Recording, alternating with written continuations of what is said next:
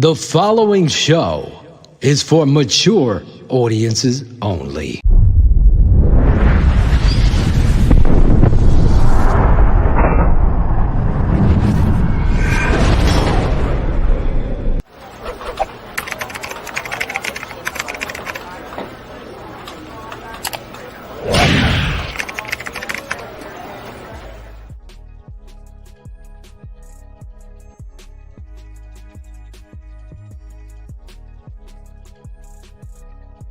Yeah, I'd be lying if I said it wasn't a little frustrating. Just, Right. But sometimes that's just how it goes, man. And, I don't control that. I don't call the play. So I just try to worry about what I can control, man. You know what I mean? But nah, it was definitely like, it's only frustrating, not out of, you try to be not as selfish as possible, but like, you just know you can give more to the game, give more to your teammates. And help win. And so when you prepare and you do those things to not get that opportunity, it's, sucks a little bit, but it is what it is, man. Try to do my job when my number's called, whether that's blocking, getting the ball, whatever. Try not to, think about it too much and just do my job. I think everything you said, man. So you talked about how he comes out of the piles and he's always, giving it everything he has. I think just the spirit with which he plays, that's the one thing, man. And then, being able to talk to him and really get to know him and have those deep conversations with him, you understand that he's a guy who's laying it all out on the field when he's playing. You know what I'm saying? So it's like that extra 3-4 yards he might get in the play where he's breaking the tackle and, finishing it with some intensity and with some anger. Like that's really him. That's not just like what you see is what you get. And that's really him, right? So when he's finishing runs, when he's getting those extra yards, breaking tackles, that's really him. That's how he practices. That's how he trains. That's how he thinks. That's how he lives. Shit, I would even say that's how he lives his life off the field. Like he's really trying to get every inch out of this life, and I think he's trying to get it like that on the guy. I think it shows up in his game, man. So that's just much respect to him and the way he plays the game, man. So I looked at it. I've always liked playing running back. That was my first position, and like when I started playing rec ball, I played linebacker. And I played running back. And so you go through the spring and I have a good spring, go through camp, and I'm splitting time with Ralph Webb, and you go to the season and I'm able to produce. I'm still playing special teams, things like that. So I always just saw it as an opportunity to get on the field and help the team. And then you look at the NFL, right? Yeah. That transition. I'm a big one cut downhill back. I always watch Jordan Howard. I know he was with the Bears for a good time. He went to UAB. I always watch him, and I used to look at his game like, you know what? I could be that type of guy. Like he didn't have super breakaway speed, in my opinion, but he had good vision. He could, make a cut, get you those yards. So I was like, you know what? I could be that guy. But then when you look at the numbers, I kind of look at myself as a numbers guy. You know what I'm saying? Like I always looked at numbers. Even in high school, I'm looking at my 40, my vertical, my size. Like, where can I go D1? Like, how do I stack up against guys in the past who've gone D1? And, where do I fit in? And I did the same thing with the pros. And I realized, like, you know what? It's not that many guys playing this fullback position. I can put on some weight. I can be physical. I can, I can play special teams. And I can, carve out a role in this league at the fullback position. So it was always about numbers and about opportunity. It wasn't necessarily about politics or, I'm not getting my shot here or that. It was always, for me, I looked at it as it was about opportunity, man. You want to give the cliche answer like, oh, losing sucks. It was difficult, man. But at the same time, like, you will be close and you battling, you going into the next time we go into the team meeting room or we go into a offensive meeting or a running back meeting, it was never like a dog cussing and it never felt like a funeral. Like sometimes when you lose, it feels like a funeral, and you just buttholes tight and you just you don't want to have those meetings, man. But it was always very much so like, all right, this is what happened. This is why it happened. Let's move forward. It was always about moving forward. So that was a really cool experience and I mean, that was from the top down. That was head man, OC, running back coach. And then that just kind of permeated through, the team. So that part of it, that was really cool. But you know, you look at the players, man, like it really comes down to the group too. Like I mentioned the running back group, like it's one of the closer groups that I've been around, as far as just like how tight knit we are. And so when things are happening, you know, if you so insulated like that, if all we focused on is, you know, all right, let's do our job, let's make sure we holding it down, like, you know, if this is our unit, let's make it the hottest, let's be the energy, let's be the engine. You don't even have time to focus on what's like the bigger picture because you're so focused on your job. So like, I don't know, man, like losing sucks. It always sucks and it hurts. But like by Monday, by Tuesday, we was ready to just get after it again, man. Because we always felt like if we just kept swinging the hammer, it was going to crack.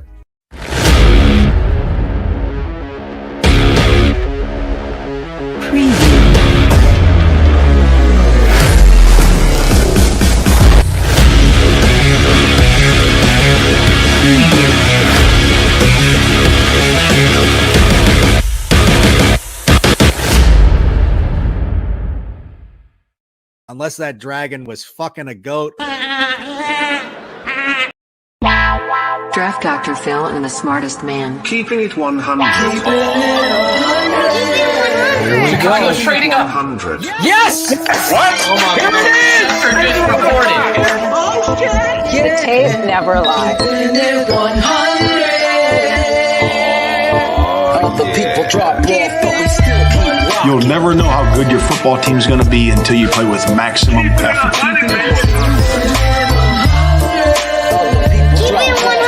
Keeping it 100. Open competition. Take over the North and never give it back. Smartest man. My Chicago Bears select Justin Fields, quarterback, Ohio State. Guess who's back? The two dudes that kept it real. Dynamic duo that you love, the smartest man and Dr. Phil. Breaking down the film, never a problem, kick it straight. Most shows focus on stats, we focus on the tape. We keeping it 100, never running east to west. We coming with that truth, cause that's what our fans expect. Cut off the freaking anchor, move forward to be free. But don't you worry, Shane's got the dumbest tweets. It ain't no secret, Phil and Shane got some haters. But now them out stuck like the Jew and now and later. Debaters, frauds get kicked like Coach Tabor. Cuts had to be made, we added a barber moderator. Up and down, boys got you double checking. Sad sacks trolling like a full drum texting. Flexing on the truth cause you know they never change. Real, recognize real, that's what you get with Phil and Shane. What we do when we're breaking down the Bears. Fuck a play or a captain, all of the armchair. The tape never lies. The truth, you see, we laugh, we analyze, so there's no babies like Maybelline. Straight to the truth with acumen and facts. We got a stat nerd, but he's not just giving nerd stats. Car crash, big impact like Trick Sack. Every Wednesday night you got the smartest man and Phil back. Now we know you're smiling like a fat kid with fun dip. We're back better than ever and we keeping it 100. Keeping it 100, baby. Keep it 100. Draft Dr. Phil and the smartest man. Justin Fields gets outside the pocket, puts that ball perfectly where only Mooney can get it. Keeping it 100. 2 feet. Draft Dr. Phil and the smartest man. Keeping it 100, baby. Keeping it 100. Draft Dr. Phil and the smartest man. Keeping it 100, baby. Keep it 100. Keeping it 100. Birds never lie. Yeah, exactly.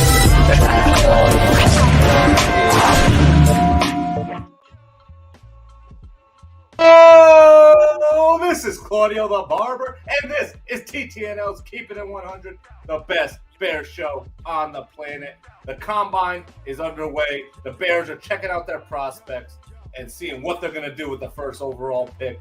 So, of course, we got a lot to talk about. We got a great show for you tonight. We got friend of the show, one of the best dudes out there, former Bears O-line, Steve Edwards is coming on.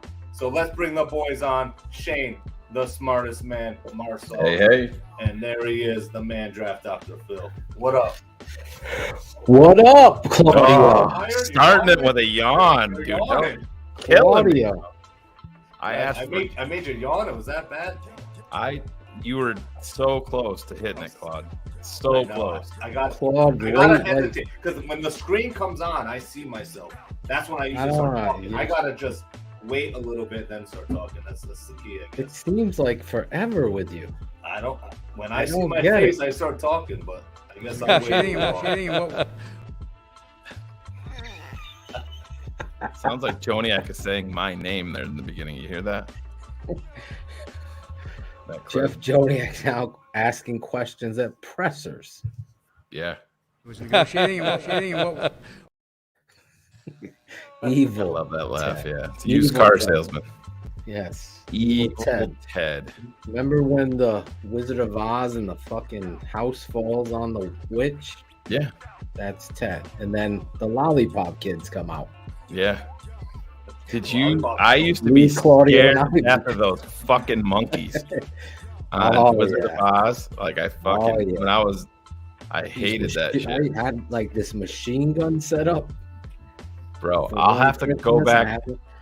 And I was shooting the screen at those fucks. My second grade teacher, Mrs. Moffat, looked exactly like the witch. Her name was Mrs. Moffat. Oh, is that like the ultimate teacher name? Miss Moffat. She put you in the corner too? Oh man, dude, I was petrified going into second grade. I never forget it. Miss Moffat. She looked just like the witch. Yeah, it looked just like the witch from Wizard of Oz. Yeah, she'd ride a fucking bike to school and fuck me all up, man. Seeing her on that bike. The basket on the front. Yeah, I'm like looking for the fucking monkeys in the closet in the classroom to pop out and take me away. Oh my god. That's what this season seems like already. Yeah, it is. I know you and I were talking about how tired we were pre-show, and then you come out the gates yawning. I'm like, yeah, we're in trouble tonight. I am exhausted. Me. I had such a good family day yesterday. I know you did as well. I did. I got to meet a TTNL OG fan, Claudio Abreu. This the other right Claudio. He's also a soccer fan. There he is. Yeah. Soccer sucks. Look right below that bubble. Do you see Matt Nagy sitting back there? I said to him, I'm like, Claudio, is that Matt Nagy sitting back there? It's not a dead ringer, but from where I was sitting, it looked a little bit closer. But yeah, Riley and I got to Toronto yesterday and called Claudio, and he came and met us at our hotel and took us around the city and talked about soccer for the first 20 minutes. So I had to Shane. You had to put the kibosh on that. I'm like, Claudio, do you realize there's a show tomorrow night? And he's like, yeah. And I'm like, you don't think that you talking about soccer for 20 minutes? You don't think that I'm gonna, destroy you with this live on the air? And he started laughing. I can't believe he didn't wear a TTNL hoodie or anything. He didn't. He had the Bears hoodie on. That's a disappointment, Claudia. Typical soccer player. He had a nice sign made up for my son, welcoming him to Toronto, and gave Riley a Raptors hat that I wouldn't let him wear to the Bulls game. But, Does Claudio understand, like, if I'm going to Green Bay and you live in that city, don't buy me a fucking Packers hat. I'm a Bears fan. I got to teach these Canadians. It's actually a pretty sweet hat. I got to give them credit. It's their original logo from '95. It's actually a pretty dope hat. But yeah, I didn't even know their name was the Raptors. That's how much. Yeah, that's definitely. No, I kind of knew.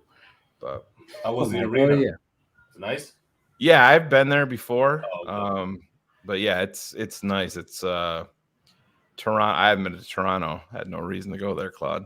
But I haven't been there in a long time, but it's a little more congested now than it was when I was there before. But it's kind of cool when you're approaching I know Phil doesn't remember, but when the Raptors won the NBA title a couple of years ago, they used to close off the one street right before the arena, and they'd call it Jurassic Park, and it's actually pretty dope setup. There's a ton of sports bars and restaurants on each side of the street leading right up to the stadium. But yeah, it's definitely a night my son and I will never forget, but I'll save that part of it for the shout outs. Yeah, because you're gonna get some trolling asshole. Talk Bears.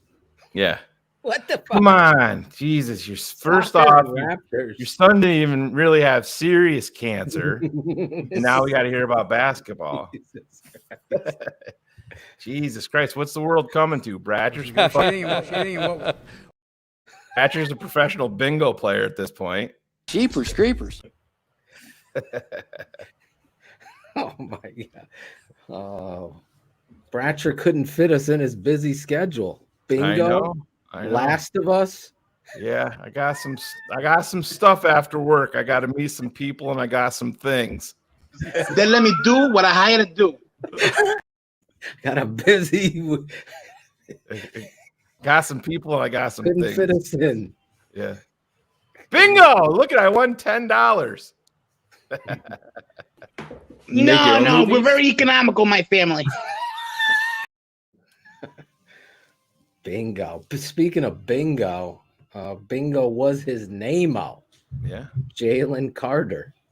Yeah. Totally fucking up the whole. Yeah, but it depends sounds on like... how you look at it now, right? Exactly. People are overreacting, I think, a little bit. With well, this.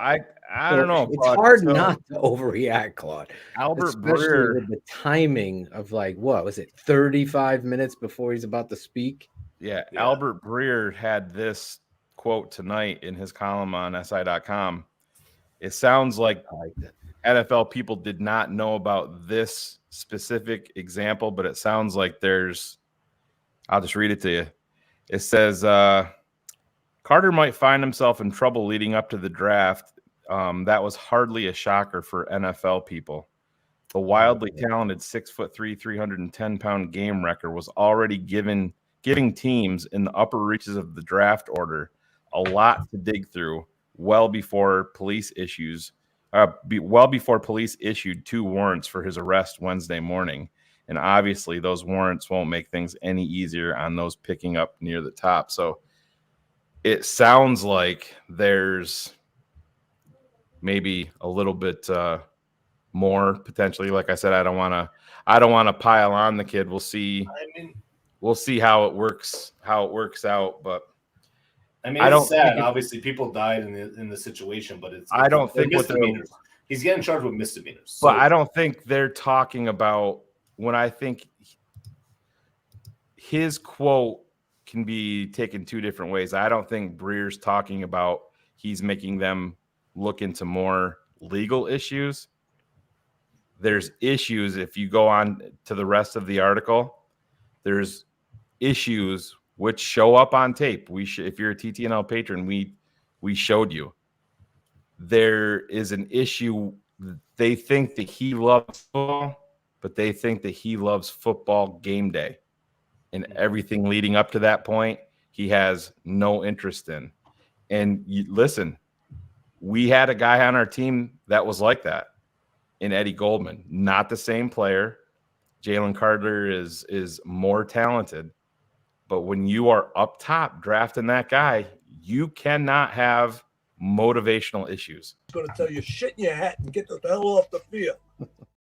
You don't. Exactly. Those things rarely get better. And like I said, if you're a patron, we talked about all of that. And I mean, if you were at number 1 and not moving, to me, just because of that question, and like I've never had the ability to sit down with a kid. If you have any question about motivation and desire, you can't you can't take the kid there when you have a prospect like Will Anderson staring you in the face. Can't do it. No. And then you add this. Will Anderson, number 1, is the best player in this draft. Spoiler alert for me.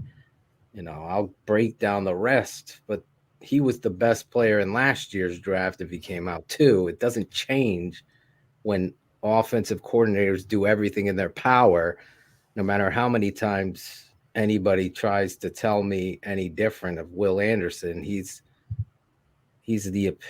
probably the best I've seen in a long, long time. And my father compared him to LT. I've compared him to Khalil Mack. I'm not comparing him to fucking Michael Haynes or whoever else you're going to throw out. This is the problem, Muck. If no one was harmed, people died. Two people died in this. You dead left people. the scene. Number one, just his football. Ryan Poles, you take him off the list.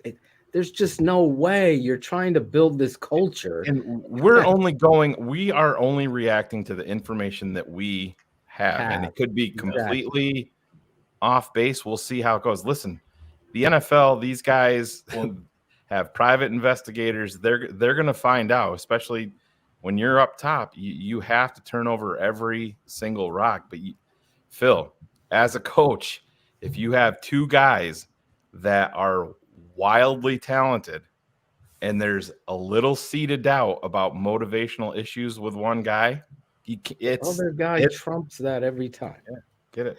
And you can't have any. I mean, there's so much.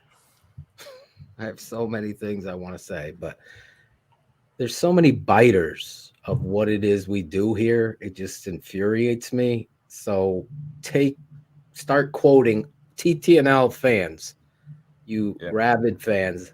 Start quoting Cars, Shane, Coach O, myself, because there's so many people stealing what it is we say, and now it's there. And it's hilarious to me. But I'll say this. There is no ever a time where potential trumps heart. That's where all of these fraud GMs lose. They don't. The tape never lies. That's why this network is. I'm going to go all the way back to the year we drafted Leonard Floyd. This drop was us. I don't give a fuck that he smokes weed. They all smoke weed. Smoke weed every day. I'm talking about Laramie Tunsil. Yeah, that actually wasn't from that draft night. I was talking about him. He was drafted in 2016. I know, but I was talking about him. I'm sorry. Yeah, I hear you. For the record, you're right. Time frame. But I was talking. I don't care. Don't care. I do not care what the troubles and all that. If they don't love the game, that's a bigger strike. That might not sit well with you because right now he's innocent until proven guilty. Now you have evidence against it. How this is? You guys see his statement that he put out? Yeah. Right. Yeah. Okay. Yeah. Just I posted it for the patrons today. Okay. Yeah, as soon as it got came it out. here if you want me to read it, but the NFL always tap dances on the court of law. It kind of picks and chooses how they're going to punish certain people. Well, and how many times. Let me ask you guys this. I mean, where do you think he drops to now? So this is I think more will have to come out. But like I said, when I heard this come out, I mean, I think Detroit would be a team that would be involved just because talent alone and need to add a guy that they're not expecting. And they're picking. Where are they picking? 6 and 18. So he's not going to drop. So he's not dropping. You don't think he's going to drop? I don't think he would. If more info comes out and this gets worse for him, I could see a team like Philly at 10 that really, kind of backed into the top 10 by the crazy deal with the Saints last year. Now, is it a question of maturity versus integrity? That's where the line is, because here they are racing down the strip. I think it's all of it. I don't think it's one. I don't think it's either or. I think it's a young kid doing stupid things and at the time not thinking about the negative side effects of the decisions that the entire group made. Obviously, reading my mind, for God's sake. That was so weird. I don't know how to say your last name, Eric. Warren Sapp's was weed. Yeah, I mean, Warren Sapp was an attitude. Joe Mixon knocked the fucking girl out. Yeah, and nobody, people just, I guess glossed over that. I don't know. Warren Sapp dropped in the draft that year. When does it? Because I don't want to speculate. Because I don't want to condemn the kid. Obviously, we don't know what he was playing or what involvement he had in, or if any, in the two people's deaths. But if, let's say, because they were racing, right? He's getting cited for racing. Say he was in that other car racing them. You know what I mean? Then you're involved. Now you're a part of that whole. Well, that's what I think. That's what it is. They were racing, and the other car crashed. Objection. Right, so if it comes out that he was in that car, if he comes out that he was in that car, then he's fucked. Yeah, and then he left on top of that. So it all depends on what really went down. Lance Briggs crashed his car, left the scene, got away with it. Right? Drunk drive. He didn't want to take a breath test. He got out of it. Yeah. They never. Again, these things. I don't know. I don't know. As a character, let me just put it to the tape. I've always maintained this, and if you're a patron, you know that we spent fucking almost 2 hours talking about Jalen Carter. There's no questioning the talent, but when you have to question the desire, and there's whispers and rumors in regards to him just wanting to play games, doesn't want to practice hard. Then Jack will put this out there. I didn't see this part. The woman driving the other car was Exactly. I guess I didn't see that one. I mean, but they were, from what I read, I mean, they were going in the other lane, the opposite direction. Yeah. I mean, they were definitely reckless driving. So, but I mean, listen, it happened. Obviously, maybe he lied to them because he was freaking out, obviously, and didn't know what to do or whatever. But but here you go. Here paint him as like this dude. Let me finish this. Yeah, the tape is a question based on his effort, right? Then you add this. You're Ryan Poles. I'm sorry. Yeah. If you draft this guy, you're taking the biggest risk of your, and you can't do it. Well, and this is the thing, Phil, and off the board. You'll probably disagree with this. I honestly I felt from Jump Street, if the Bears couldn't find the right deal, yes, they would have been focused. If everything was equal, no issues, I don't think the Bears really. I think the Bears have always been in sell mode. I think they're going down, and I think they're in asset accumulation mode. I watched every interview, and I got to give David Kaplan and Jonathan Hood the award-winning tip of the cat, because they did the best with Ryan Poles. Right now, Eberflus to me is like a non-factor in this. It's like, yes, I know he's working hand for hand, but Ryan Poles, his name is on this shit. Let's just be honest. Oh yeah, your head coach is this time of year in media. Anything. Yeah, they're a pawn. Exactly. You can hear the one Cap asked, or not Cap, forget who it was. Somebody asked, it might have been on Pro Football Talk. They asked Ryan Poles a question. You could see his initial reaction to the question, Ryan Poles. He wasn't comfortable answering it, and he looked down, and Eberflus fucking jumped right in and just started talking. And I'm like, that's, to me, I know it's a bad word. Yeah, it's the, I watched that interview. The yin and the yang part of it. It's like, oh, I know he's not comfortable with this part of it, so I'm going to come in and give him some coach speak. And right. I think Eberflus is a part of this. I think he's going 100%. You know what I'm saying? I want to be clear here, because there's so many things in my head because of this Jalen Carter situation. But Ryan Poles, I think just listening to these interviews that they've gotten with him, because they're doing the round tables. They go to everybody that's at the combine. I just thought Cap did a really good job making him comfortable and getting some good meat off this bone. And it felt like in the interview that he was telling you exactly what you're saying, Shane. Yeah. That they're moving along with Justin Fields. Yes, they keep going back, both of them going back. We got to do our due diligence. And if you are a fan of TTNL, we said that way back when. It's like you can't not do it.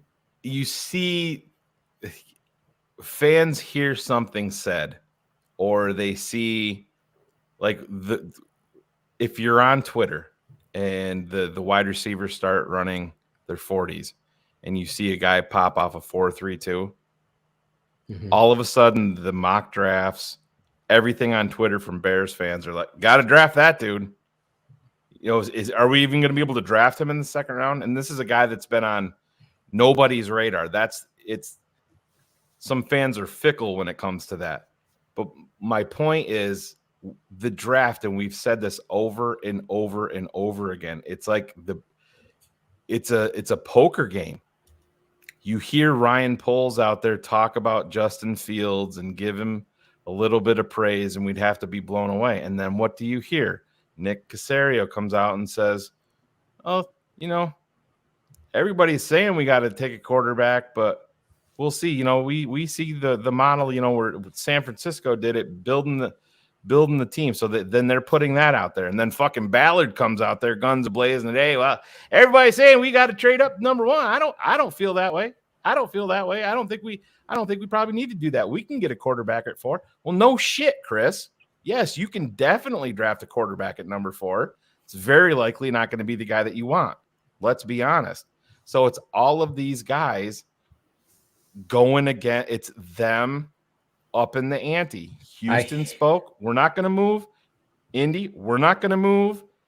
Chicago's like, hey, we're fucking sitting. We can do whatever the fuck we want. Ian Rappaport comes out today and he goes, Chicago is sitting there and with every single team within the top 10 wants to move to 1. It's this is what I'm saying. I hate this. Like, I don't care how you rank the quarterbacks, because we could do a little exercise right now. Each one of you is a GM in the chat or watching on YouTube. Give me your best quarterback in this draft. I'm guaranteed that it's going to be split all over the place. And that's how the NFL is. So the point that you're 100% right about, and we've seen this from fucking the beginning of the draft time. I can tell you sitting here, I've watched the draft before anybody in this chat, maybe staying home from school in 3rd grade. My mom watching the draft. There's no fucking rhyme or reason for it. There isn't. There's things are going to happen that are going to shock everyone. Oh my God. Who would have thought? Well, Phil, that's the thing. We've heard it, and it's people are starting to say it more and more. And Daniel Jeremiah did a media call with media members from, you know, all of the teams involved in the NFL draft, and he said it more than once in there. And listen, I know Phil's not going to agree with this, and I don't agree with it myself, but he's said it multiple times. Guys, I'm telling you, teams in the NFL have Tyree Wilson and Will Anderson graded much, much closer than you think. And there is a lot of teams in the NFL that have him higher because, listen, it's based on tape first and foremost, but then there's projection involved with some teams. The NFL is full of these stupid guys. Oh, no. I get it, Phil, but we see Trayvon Walker. Well, Trayvon Walker. Exactly. Daniel Jeremiah. Hutchinson or Walker? I had Hutchinson. Yeah, absolutely. I would have all day long. But my point is, last year on the same exact media call, Daniel Jeremiah said, guys, you better get used to the name Trayvon Walker. I'm just telling you right now, get used to the name. He's very locked in. He's not putting shit out there for clicks like Jason LaCanfora on with Adam Rank and doing that nonsense. I didn't get to see, so you have to didn't surmise that. Because I love Adam, but Jason LaCanfora came across as a complete fucking buffoon, even worse than everybody already, expects from him. Watch that. Here, I just look at the tape. There's not a comparison in talent. No.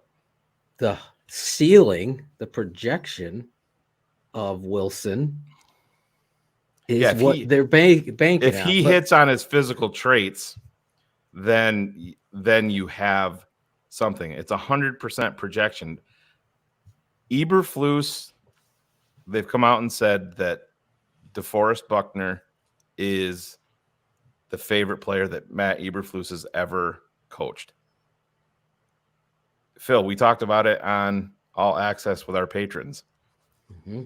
They very well could look at Tyree Wilson as that in time. And if they're playing I would never put him inside right now. No, you can't. You can't. I understand that, but they're not drafting just for 2023. Is my point. If they project him with that, if Wilson and Anderson are there, and you go with Wilson, you're just not watching it goes against it. I'm just telling you. What's going to happen? We can watch tape. I mean, every offensive coordinator in the SEC is game planning to block Wilson to stop him from wrecking. They ain't planning on Texas Tech's fucking. So we played this game before, Phil, but now I'll change the names up. So the Bears and the Colts make a deal for number 1. Yep. And the Colts go up to number 1 and they draft their quarterback. At number 2, Houston bangs in. They take Will Anderson. At number 3, Arizona takes Tyree Wilson at number 3. So you are working the phones with trying to get Carolina, right? But you're working the phones with Carolina to try to get them to come up, with Vegas to come up for a quarterback, even Seattle to flip back if they want to, they want their choice of what's left over at quarterback. But let's just say you can't consummate a deal. So where are you going at 4? I would have to sit and think about Anderson this. No, but I'm just saying that these are things. There's no doubt that will. I can bet 100% that won't happen. That's the only thing I know. Wouldn't ever say that in the NFL draft. I think the only way that you're going to be guaranteed Will Anderson if you're looking at him. I don't think that the Bears are looking at him. 1 and 2 are quarterback, no matter what. I'm telling you. They're drafting 2 and 12, man, and they have 2 first-rounders next year. They can easily move from 12 up if they need 1 and 2 are quarterbacks. Yeah, I guarantee. We'll see, but you can't dismiss. That's the only thing I know I'm right about. Anything else, after that, he got a Arizona. I have no idea. He got a 6-year deal in Houston. Actually, I shouldn't say that because someone will call me on it. Because if the Bears say stay at 1, they ain't taking a quarterback, are they? They ain't. Daniel Jeremiah did say, "Listen, I have a higher grade on Bryce Young than I do on Justin Fields coming out." I said the same thing, and people get upset. Now finish it. But here's the dilemma that the Bears are in. The Bears are in commitment relationship. You have never gotten a proper structure around Justin Fields. Now, you can point the finger wherever you want, the offensive line, the receivers, or whatever. So now you got to find that out. They, meaning Eberflus, Getsy, Poles, players on the team, know what Justin is. Every time I've heard Poles, I think this needs to be said, talk about, he's made big plays with his feet, but he always stresses this. But, he knows this. He says that he's got to get better as a passer. Now, last time I checked in the NFL, you got to fucking throw the ball. How much you believe in this kid is going to be the difference here in the Daniel draft. Jeremiah also said that if he was drafting for Chicago, he doesn't think that Bryce Young is a fit. Yeah, he did say that. Yeah.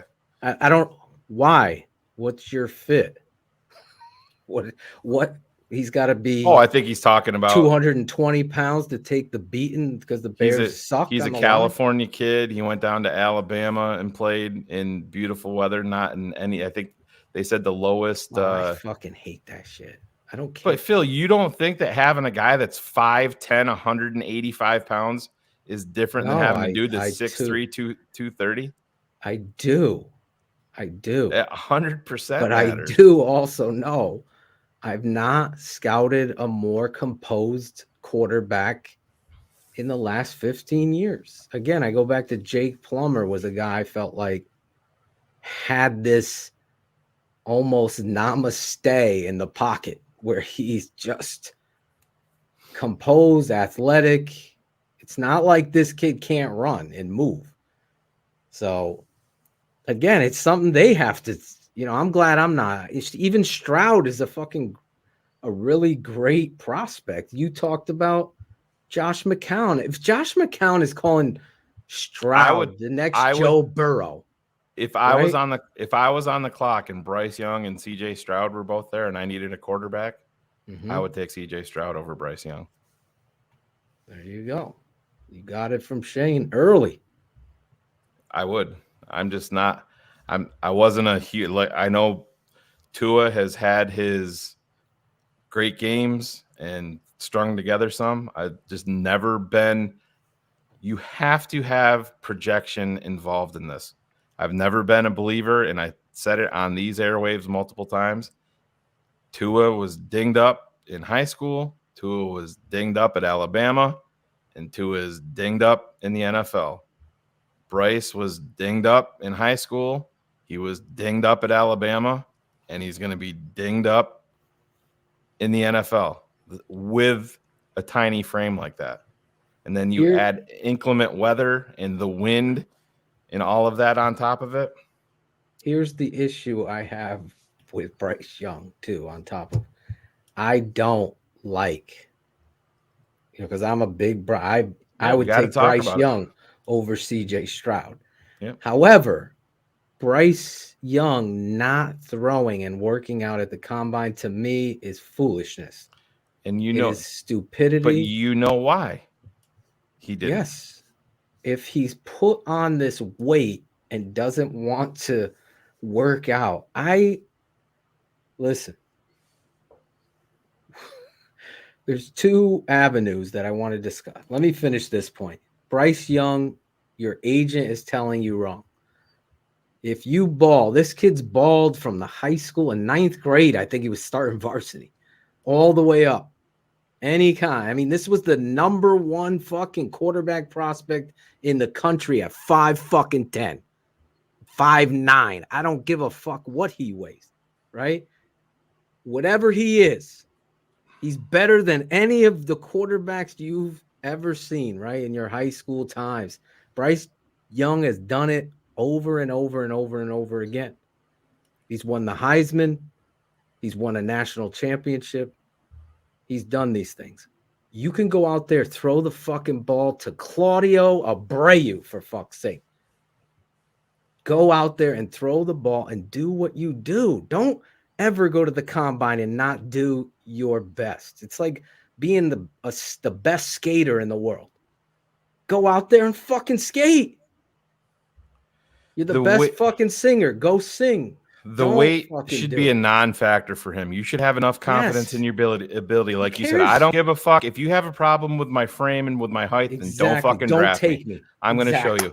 He's not working out because he's going to be loaded up on time to be weighed in. He's going to be loaded up on water. It's going to be nothing but water weight. That's dumb. And then he's not going to go out there and work out at a weight. Everybody knows what you're saying. Exactly. What are you fooling? Word on the street is when they get to Tuscaloosa for the pro day, he won't weigh in. He will refuse to weigh in. It's just dumb. And he will work out because he's going to be playing. He'll be doing his workout. Last year was Kenny Pickett's hands. This, that, and the other. By the way, Lloyd, Johnny Manziel was a fucking meth head. It was never a question of his talent. Never. It was a fucking attitude. That's the part that we have always said, and I've always said, if I sit down with a guy, Shane and I sit down with a guy, I guarantee we come away knowing what the character is. Does he love football? Here's Bryce walking into the combine today, and that is with the tight end from Michigan next to him. I hope That member of the year, what's his name? Calvin Johnson. He wasn't going to run the 40, and then he somehow got talked into it. He's not working out, Phil. There's no fucking way. Just fucking work out. He's not working out, man. Jesus. He's not. He's going to come. That's a big blemish. He's going to weigh in at 190. Lance Zierlein's prediction was. Do they weigh in tonight? I'm not 100% positive. Lance Zierlein, I think he said he was going to weigh in at 201 pounds was his prediction. Dane Brugler said he thought he was going to weigh in at 194, I believe. But then they've also heard the other portion of it that he'll refuse to be weighed in at his pro day, but then he will work out. But that just shows you that it's already in his head up here. And that's a fucking problem. Not even in his head. He's got the wrong people. Who's his agent? Can we get that, Ivan?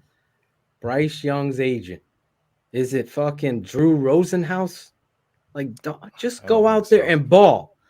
Just throw the fucking rock around. Rosenhaus doesn't usually get the quarterbacks, but throw the rock around. Get that shit. And just show your arm, your anticipation skill, everything on tape. Yes, the tape is the number. You heard Eberflus. Everybody saying, listen, we got to watch. The tape is the number one in the resume, of course. But this minutia of shit, you aren't changing what God made you. He signed with CAA. Is that? Yeah, that's big boy. Yeah, who agent. Is that? Is that? It's a whole Jay-Z's conglomerate. Group? No. Okay, whatever. They're giving him the wrong. I don't agree with that. I would have loved to see him go out there and start throwing the pill around and make people look like, okay, this kid's the real deal. But that's a blemish on him. That also fucking hurts us. Because I'm not the only football guy that's going to be saying that shit. I don't care about his height. I saw SEC. Guess what? It ain't the XFL or the USFL that's the minor league for the NFL. It's the fucking SEC. And that's always how it's been. So he can hold up there and throw the football against those DBs and defensive linemen. Yeah, he's not 165, but he's startlingly. We'll see tomorrow. Or whenever it is. He looks like a kicker. Listen, Doug Flutie looked like a kicker. What did he do? It's not how you look. That's why I think it's dumb that CAA is telling them don't throw. Go throw. Don't run the 40. Don't do the broad jump. You don't need none of that shit. Just go out there and throw. But even that, maybe this is his decision, Phil. Yeah, we don't know. Well, we don't know that either. But it's definitely an issue. I mean, he's a very good quarterback, but I don't know how you can overlook the frame. I mean, he is a complete outlier in terms of NFL quarterbacks. Yeah, it is. Houston in a controlled environment, I get it. Indy in a controlled environment, I get it.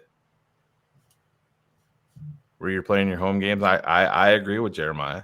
You put him in inclement weather for his home games all the time, I think it affects him. I'm on the other end. I don't really worry about it.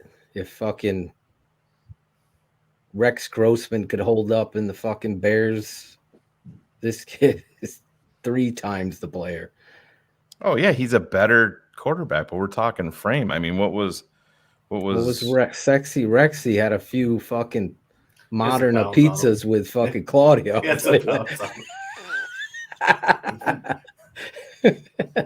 Listen, our guys in the green room sipping on the drinks we're serving up. 6'1", 225. So it's not even in the same. Rex 225. Yeah, he's a big boy. Are you getting Rex on the show, Claudio? I'm trying, man. I'm trying. Between He's you not and answering Jack, my DMs. maybe Big Steve could get him. Former teammate. Yeah. Let's bring him out right now the way we do. We had to update his intro as he's yelling at his kids and the gardener that's probably taking over in the winter time. Let's bring him out. Big Steve Edwards, former Chicago Bear. We're going to talk offensive line and Bears with Big Steve. At this point, this guy doesn't even need an introduction with TTNL because he's family. But you know how we do it here, and he's gonna get one anyway. Who better to have on than someone who lived it, who breathed it, who loved it? 100 Crew. Get up out your seats and give it up for Mount Carmel's own. He's former Chicago Bears offensive lineman and current Hall of Fame gardener. He's Steve Edwards. There he is. Steve didn't think I was scrolling through his Facebook for 20 minutes looking for those vegetable pics. Oh man, you guys are crazy with that one, man. Y'all really took the cake with that one, man. Oh man, that was awesome. That's a great way to bring me back. It's been so long, man. Oh my goodness, I haven't seen you guys in a second on here. No, we're happy. We're so happy to see you there. The Mount Carmel. Jesus, that's a lot of championships up there. Yeah, man. They keep on stacking them up, man. Even when the great Frank Lenny was he wasn't just he didn't step down, but when he was now that's Jason McKee, right? He's coaching. He's in Carmel Munderline. Oh, yeah. Carmel. He's in Carmel Munderline who okay. See, I get all the Carmel mixed up. Yeah. Here's a Carmelite school, same as us, Carmelite priest. But it's Jordan Lynch, if you remember, former Bear, former Chicago Bear for a cup of coffee. Jeez, for Jordan a cup of coffee. Lynch. Yeah, the Hart Foundation jumping in. Yeah, so he's taking over, and I think out of his 4, he had a pandemic year, which didn't count. So let's say 3 years, 2 out of the 3 years, 2 state championships out of 3 years. So he's really proven a lot of critics wrong. Who thought he wasn't going to fill those shoes. He still has to get 10 more state championships to get with Frank Lenny, but he's well on his way. Good start. If he doesn't take off and go to college, there's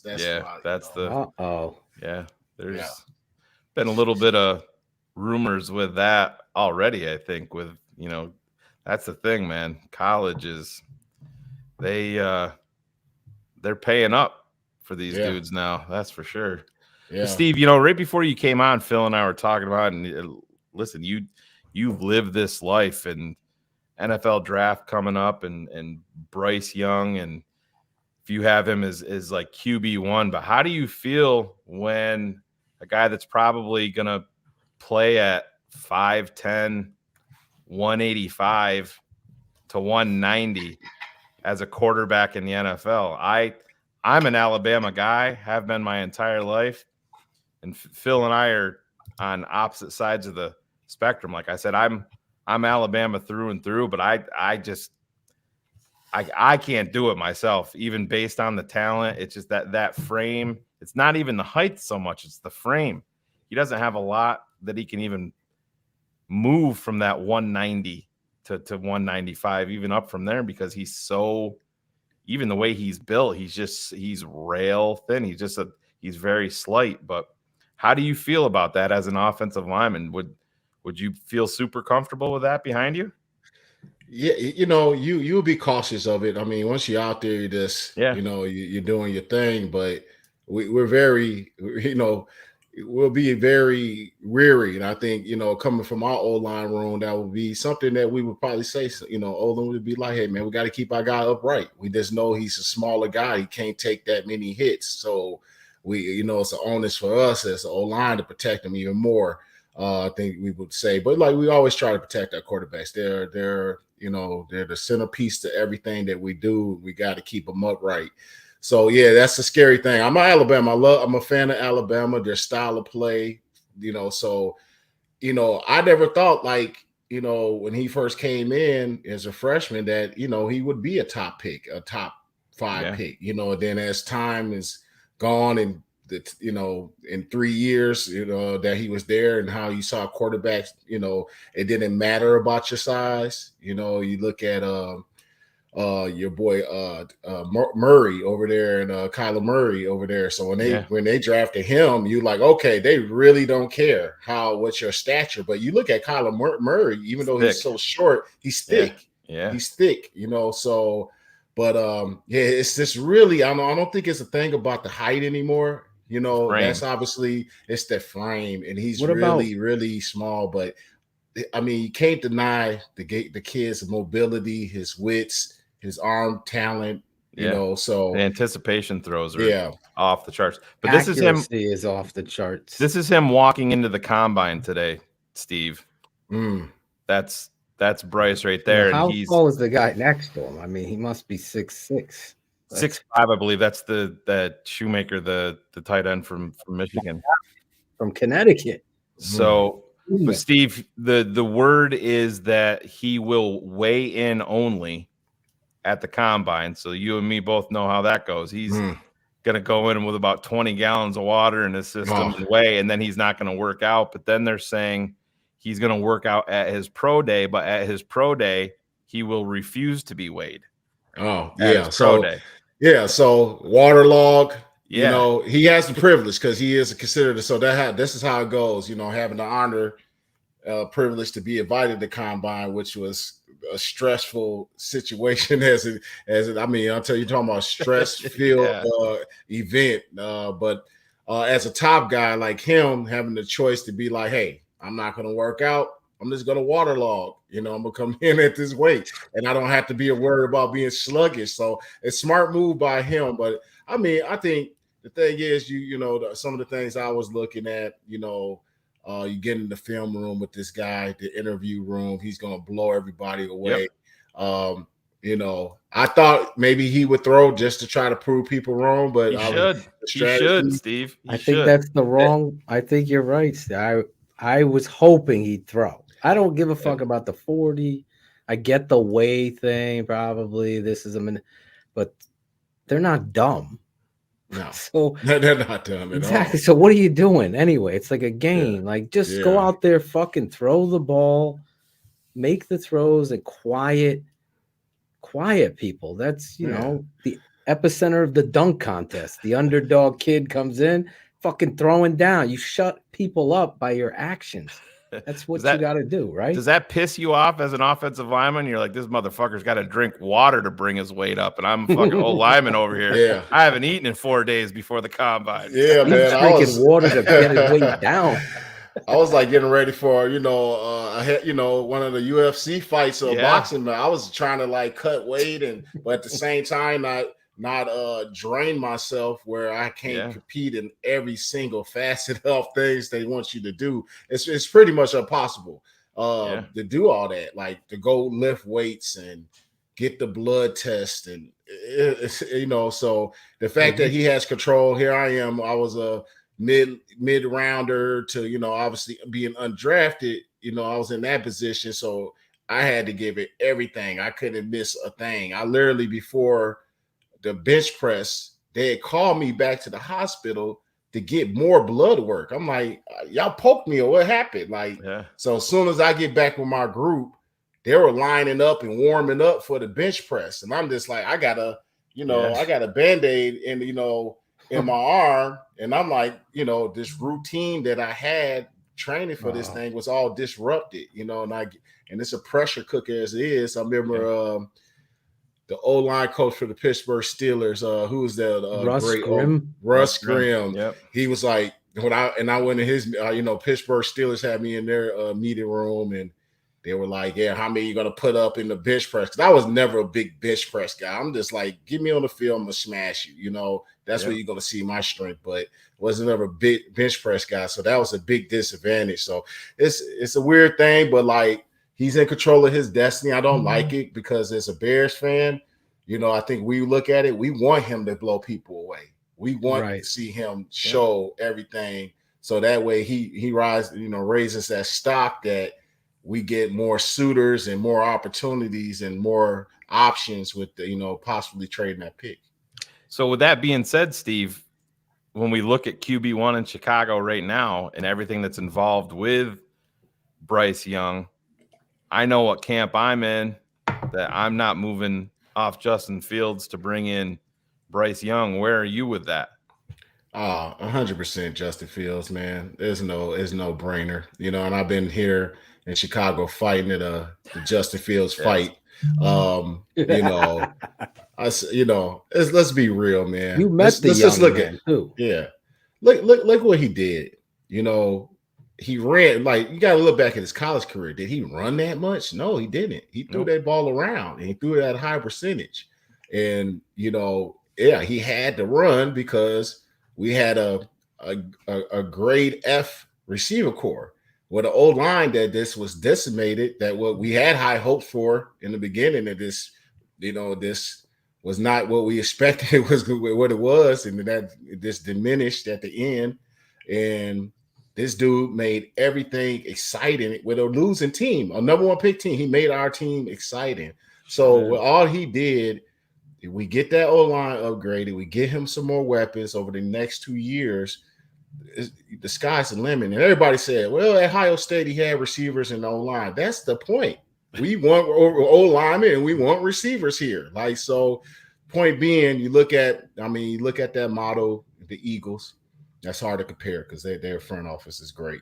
Howie Roseman was there when I was there. They just do great moves, great front office. But O-line, they went and got Jalen Hurts the weapons he needed. And look at him. This great model of those two players are very comparable. So, just look at if we can get that, going there, just give them some weapons. We're not talking about, hey, make this trade. I don't know if we're in position to do all that. But like, let's just improve this roster, man. And the kid will show you he's gonna improve every time, every year. You look at this offensive line, obviously injuries or not, your thoughts on the performance of the offensive line last year. A lot of these PFF types ranking them a certain way, using kind of the run as a fucking chalice to their success, where I feel as though Justin kind of covered all these warts with this offensive line. What do you think of the offensive line, and how high of a priority in this draft do you want to place it? We saw it. We had, like I said, we had great hopes. We ran the ball pretty good in the beginning. We did some things. Obviously, as the season went, injuries. Some of the guys they try to, put in certain positions weren't as good as they, first, it was just a mess. Let's just get down to it. Our center never played center. You had Mustafa at center all season. Whitehair hurt. Braxton Jones, young athletic guy, but can't anchor against the bull rush. Get him out of suites. He can do some things. Like, it was just like, and then as the season went, it got worse and worse. You weren't getting younger guys opportunities just to see, so I didn't like the performance, and I didn't like the approach to getting younger guys to see what you had down the stretch. And like you said, Justin Fields, every time, I think Braxton Jones is going to be a starter. I don't know if I want him as the left, on Justin's blind spot. As you can see, Justin always had to spin out.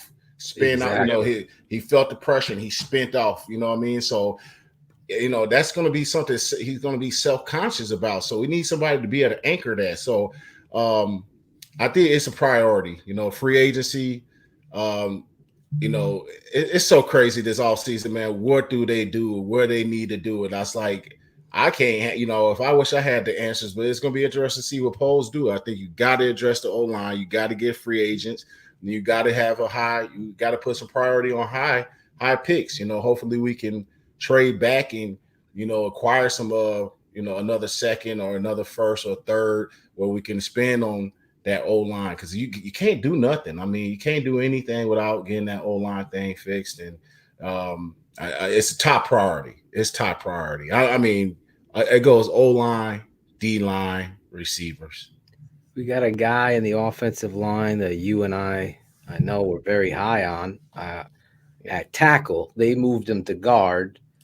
He showed his power, athleticism, and ability. But I'm of the camp that he should be playing outside at tackle and not inside at guard. And I feel like this is an indictment on the coach, the offensive line coach. Now, what are your thoughts on Tevin Jenkins moving inside? Is it too early for them to do that? Should he play outside? I mean, there's no way people are bull rushing his ass out there. So talk about that. I think it's too early. I mean, they plugged him in where they needed to. I don't know what was going on with the personality, thing that was going on. There was something personality-wise. Who knows? But I think it's way too early just to kick him in and say, that's it. Like, we know we can, he can do it after seeing it. But we also know that he played his whole collegiate career at tackle, left tackle, and then he showed he can do it at right tackle. And it's just about him being healthy to do it. So I think it's like you have an option there, and you just like, oh, we're going to kick him inside instead of like, hey, he might just be the answer there, the big body. And, I look at Orlando Brown, and I'm a big critic of Orlando Brown. Talk about it. He's going to be a free agent. Yeah, but he stepped up at times, man. I mean, he's been vulnerable, but in that Super Bowl against the number one pass rush, I have to give him his credit. That O-line stood up, and he stood up. And I mean, he'll be a big upgrade to anybody on our O-line. So, and that's what Tevin Jenkins reminds me of, like a big body space eater. Maybe not the quickest feet, but it's just going to get in your way. It's going to get hands on you, and it's over. So, why not kick him back out there? I don't know. I don't know what their plans are. So what do you guys think about this new guy coming from Tennessee who's supposed to assist? I think that so glad you asked. I'm sorry, Shane. I want you to speak too. I think Chris Morgan is a shoe salesman. I swear to God. My father said it, fire him tomorrow. We could teach these. I mean, my dad. We're looking at techniques, fundamentals that are just wrong foot, wrong step. Yeah. Just things like you said, it's just a fucking, what was that? A shepherd's pie of an offensive line. They just fucking throw it all together. I believe, to their credit, they saw that they have to have like a monitor over this guy to help this situation, the offensive line, and kind of bring in a guy that's a veteran guy, well respected. I like this offensive line coach coming from Tennessee, where they play physical, fundamental. Vrabel does not tolerate none of that bullshit. Lazy technique, no. So I believe that this was a way, and now they're in the public saying, Chris Morgan, what a great coach he is. I'm just laughing like, okay, you're buttering him up because they're bringing in I just lost his name. Nate. What's his name from the Titans? The coach from the Titans. What's his name, Shane? Oh, yeah, my bad. Jackal, fucking terrible drop of the ball here. He's talking more about soccer in the chat than giving us the coach of the Titans. He fucking might as well play bingo with Brad. Luke Steckel. Steckel. Thank you, Steckel. Coach Steckel. Well-respected tight end and offensive line teaching prowess. So I'm excited about that because I think there'll be checks and balances. I think that's a kiss, like on top. Bill and I think that's we're gonna pretty up a pig and praise Chris Morgan, who's been fired, 5 times. Listen, I don't know the guy. I just look at the tape and I don't see it. Now, you could say it's about talent, but you and I know, just looking at your tape today, cutting clips, you're playing out there with fucking, what was the big man from Wisconsin? Aaron Gibson. Aaron Big. Gibson. That's not even the proper word for him, dude. He made Big Steve look Like small. the biggest dude I've ever seen in my small. life. That dude is. I never thought it would be today, but then me and him actually real quick. Me and him went to WWE and we saw the Big Show, and the Big Show made us all look small. Come we was on. like, yeah, Big Show is like legit. Like That's how big he is. He made Aaron Gibson look like It's levels to this thing, man. I was like, whoa. I remember me and my father met Aaron Gibson at Yale in New Haven at the Walter camp, and he was on the stairs. They have this big like mosaic stairway with pillars. Here's big Aaron Gibson in a suit and tie. That was my father goes, this is the biggest human being. Aaron he bought that shit at Lane Bryant, right? That's where he bought that shit. No, my father's like, he got them off the fucking the blinds and the fucking wall over here. It's so big, that suit. Oh man, Aaron Gibson. I think he was the heaviest player ever in the NFL. Is that it? 400 and something. They didn't even give his correct weight with Dick. He was coming in. He was coming in at 4 bills when we was weighing in and stuff. They just let it be. But he was like, the dude had like a 6-pack, like in his stomach. Like it was like an imagery. Like I'm not saying it was just like, but he like all he had to do was suck his stomach in a little bit. You see the 6-pack frame, and I'll just be like, remember the big thing was he could do the splits. So that was like so athletic. Wisconsin. And he just was this steel. They had to order him a special helmet too, right? Oh yeah, it was. Tony Medlin was calling Hawaii. Yeah, it was like a UFO helmet, little bubble, like the man on the moon type of helmet. I thought my helmet was big. There he is. Look at him. Yeah, doing a Von Dom split.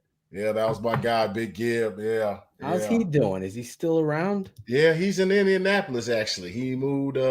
He was in Dallas. He's always hard to get a hold of too. He'll pop up but he's back in Indy. That's where he's from originally. I know he's back up there living. So he's doing well, man. He's lost a lot of weight, man.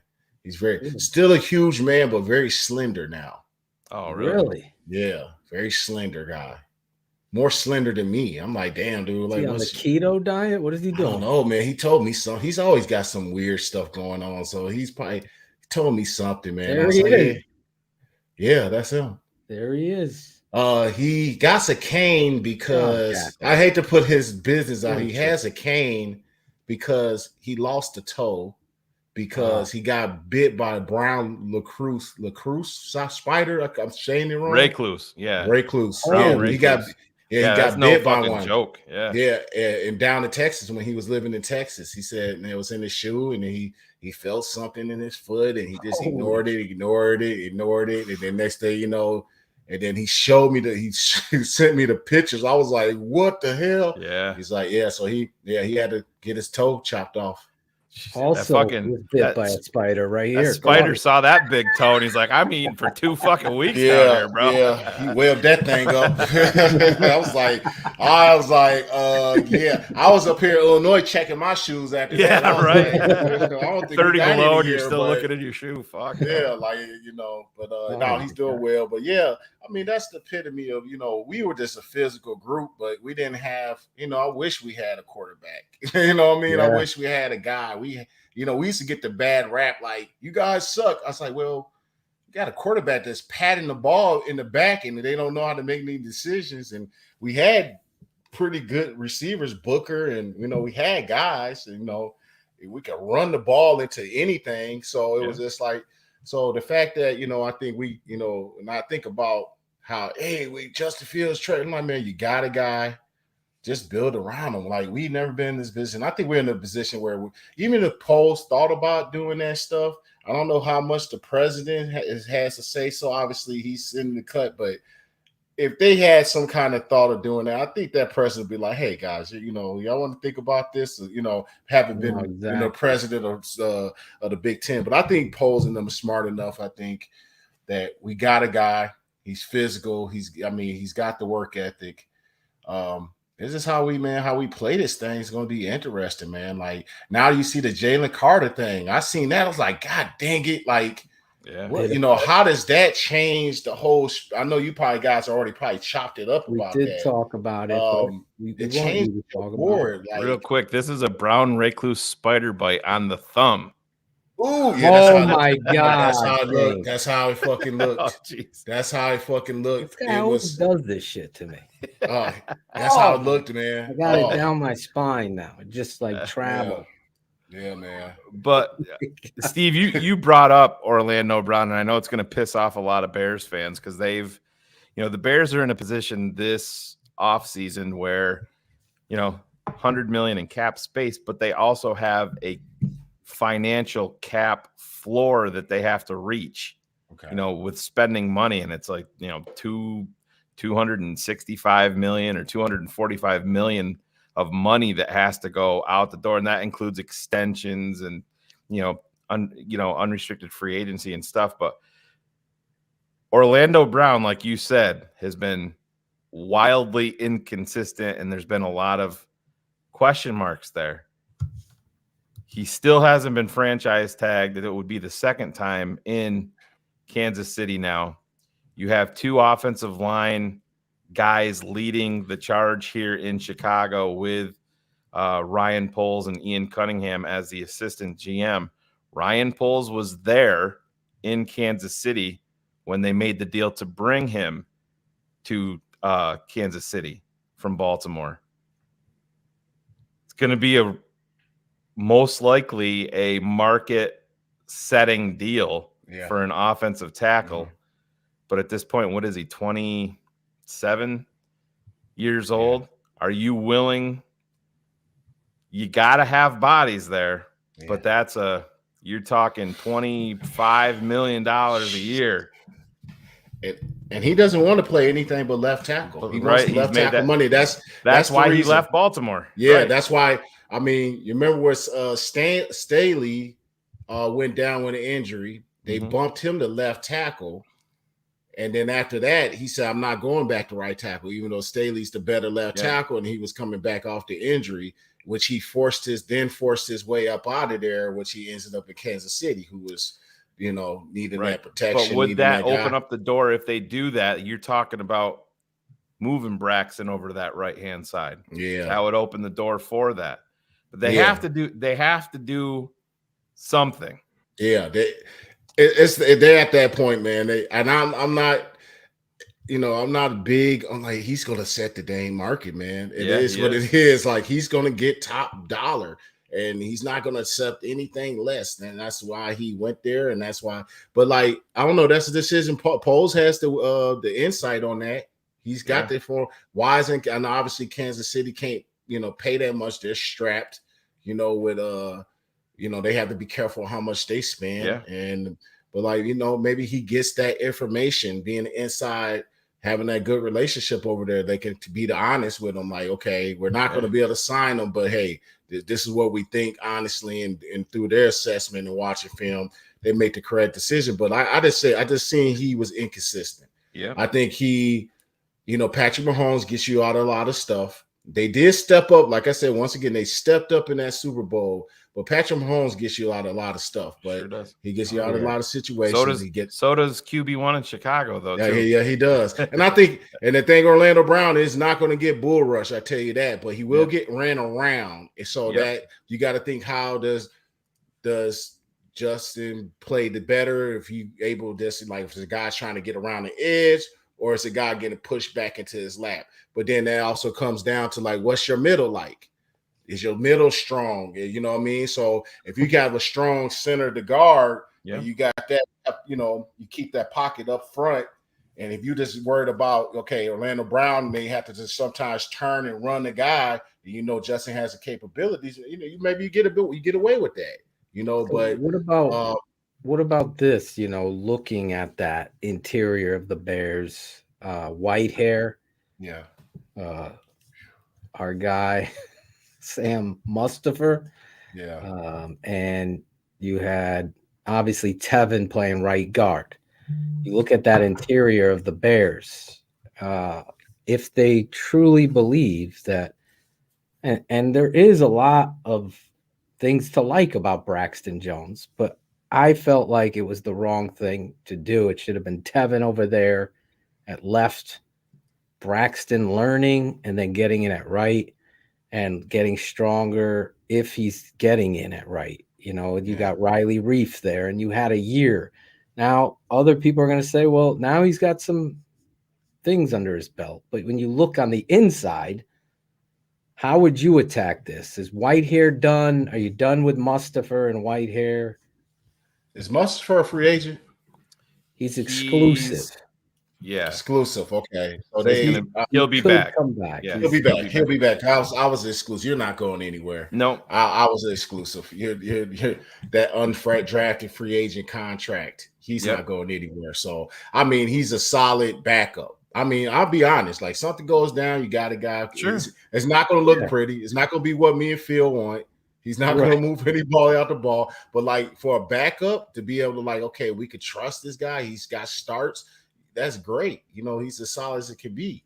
But we got to see what your boy from Green Bay, what's his name? I'm slipping my Lucas mind. That Patrick. guy, he's Lucas freaking Patrick. He has to get on the field. He has to play the position he was brought in to play. We need him, broken hands and all that. We need this guy to play that position. Whitehair, when he's been on the field, it's been times where he's going against a superior guy. He's had his moments where he struggled big time. But he's been a consistent guy. But like, can he stay on the field? Do you want to invest in a guy, that at some point in the season he's gonna go down, and as an old lineman, and I understand it's the game, but man, I come from an era, man, where we were some durable cats, man. Durable. You know what I mean? Where if you're gonna invest money in the guys, you want them to be durable, you want to be on the field, and you already kind of got what you got out of Whitehair, but what's out there for you to get? You know what I mean? So that's the thing. Like, do they have a target? Because you have to replace it. You have to replace it. So I mean, that's just the big question. They're talking about the Tywin. What's his name? Tywin. It's not Johnson. Is it Tywin Johnson, the free agent at right tackle guy? I forget what school. What team he's. Jawan James from the Ravens. Jawan James. It might be. Jawan Taylor from Jawan Taylor. Not Tywin. Jawan Taylor. Jawan Taylor. That's somebody's been floated out there. So if you keep him a right tackle, is that Braxton back to left? And is Braxton really getting stronger? Like, it's not simple as 1, 2, 3. Oh, I'm in the weight squatting. You're gonna have to take those squats and then transfer the technique of being able to anchor. It's a technique to stopping the bull rush. It's not just. You can be squatting 800 pounds, and if you don't know how to drop your hips, and refit your hands, or have some kind of trap technique, it's an art to being able to start the bull rush. And if you're not able to translate that from the weight room, so it's like people say he's gonna have an off season to get stronger. Yeah, that's what's going to happen, but is it going to translate? So many questions. So I think the number one thing, we need Lucas Patrick to play center. He needs to. Let's start there. Can you be our starter center and be there and snap from day one? And and then after that, you got big questions. Right guard, Well, you got a kid in Nate Davis who is in Tennessee with Steckel. That could be someone. Yeah. Well, real quick, Phil, I looked up these numbers before we move completely off the Orlando Browns. So some comps financially. So his expected market value is going to be a 5-year deal for $112 million. Oh my God, no. So, that's really, I mean, market value now. But listen, $22 million a year. But so what you're looking at is Cam Robinson down in Jacksonville is getting $18 million a year. Okay. David Bakhtiari, who never plays anymore, is getting $23 million a year. Laramie Tunsil, $22 million a year. Colton Miller, $18 million a year. So, the ages that these guys signed their contract, Cam Robinson signed his at 26. Bakhtiari signed his at 29. Tunsil signed his at 25. And Colton Miller signed his at 25. And right now, Orlando Brown is 26, 309 days. So he'll be 27 years. Is he an improvement to Braxton Jones? Well, he's an improvement on your offensive line. Yes. 100%. 100%. He's an improvement. I mean, I just got to be honest. I don't care about the money, Steve. We just need to improve this line. You said I'm going crazy. Like, no, but you're right, Phil. You're totally right. They have to spend money. You have to do something. And if they get this kid, if you got to get him and you got to pay him, I mean, you got to. That's a huge get there because listen, last year at this time we had Olin on, and Olin was talking about he ended up down. He was from the Saints, signed with Miami. Jesus, I'm blanking on the left tackle's name. Yeah, Teron Armstead. Fantastic when he plays. Right. Top left tackle in the game when he plays. He's never played a complete season throughout his career, ever. Yeah. And Olin's rebuttal to that was, well, if he can get me 11 or 12 games a year, well, it's hard to pay a guy, $24 million and you're only getting him for 11 games. Yeah. He will. I mean, you got to look at it. You bring him in, he instantly becomes, based on what we got on paper, he's your left tackle. He's your left tackle. He anchors the line. He anchors the line, and you have to start somewhere. And he becomes available, which is very much the case, unless they just slap the franchise on him. You got to aggressively go after him. And I think I've seen enough where, I mean, the guy showed up in the Super Bowl. It's times he's been vulnerable, but I think Justin Fields shows he can adapt. I mean, like I said, if his thing is to get beat around the edge, everyone, struggle with that at time to time, I'd rather take that than getting a guy getting straight bull rush right into the quarterback's lap. It's like, so like I said, I'm like Phil, great point. And I'm tripping over the money that we're going to have to give the guy, but you got to. He's going to be a massive upgrade of anything. You know how big your garden could be for $22 million a year, Steve. But if he wants me to come train him and show him how to use his hands, then, he can throw me a little something to help me in my garden. Listen, I'm tripping over the egg prices, gas prices, crazy. Going to the growth. So this is what it is, and Ryan Bueller. Yes, he fits the scheme. 100%. Yeah. You got to look at it. He fits the scheme because obviously we run RPOs, and what did he prior to getting to Kansas City, he was in with the Baltimore Ravens. He's a guy who moves bodies in the run game. So he's a big body. He's hard to get. And when he's on his game, it's hard to get around him. And he's mature. He's already got the size. Yeah. You talk about Bryce Young. You don't have to worry about this dude. This guy's got the size. His dad was a tremendous offensive tackle as well. Yes. So he's got the family history. Yeah. I'm not worried about paying this guy because I know there's some pride into him. Now, I want to ask you about this other tackle. A lot of people 6'8", 340. Oh, just God, yeah. I hope he comes to the Bears. We got it. You guys really quick. You said it right. I think it's important. And listen, I know everybody's. I would love it if they've signed him. Dave Wanstead, but he was, looking at free agency and looking at draft, and he said the way that the Bears are constructed when you have Justin Fields moving into year 3 and you don't really know what you're going to be able to do at wide receiver because that position is extremely thin in free agency. Can you make a trade for a guy like D-Hop? Can you have a guy fall to you in the draft in the second round? We'll see. His overall riding theme was you have $100 million. He's not going to be perfect, but he's going to be much better than anything that you have. You pay for your offensive line in free agency. to get a semi-known quantity, because then when you go to the draft, let's just say that the Bears go from 1 and get the motherload offer from Carolina down to number 9, and they can't move down, and they get back. If you move from number 1 to number 9, you're getting obviously their first rounder this year. You're getting it in 24, and you're getting it in 25. Yeah, just in draft compensation. Yeah. Let's just say then we know Ryan Poles is not going to teeter from his board. We saw that last year. Got to get a wide receiver. What did he do? He drafted back-to-back guys in the secondary. Let's say he goes to 9 and they have these offensive linemen graded different, and Paris Johnson or somebody like that is staring you in the face. But Steve, this is why I bring this up.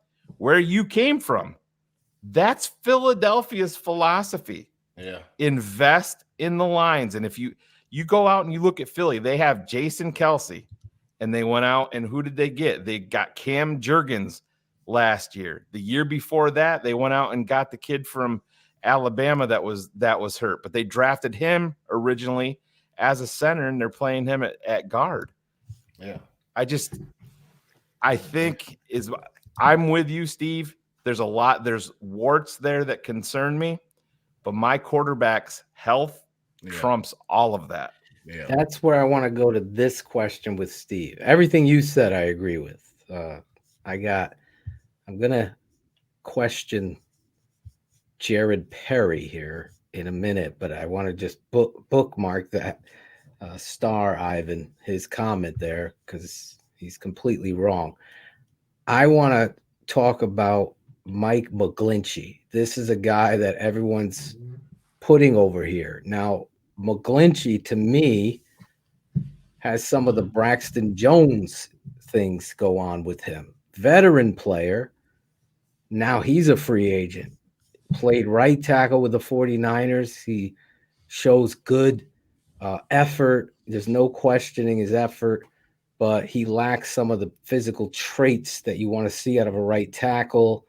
He gets pushed around sometimes, but he's solid. He's an upgrade in some books. What are your thoughts on him?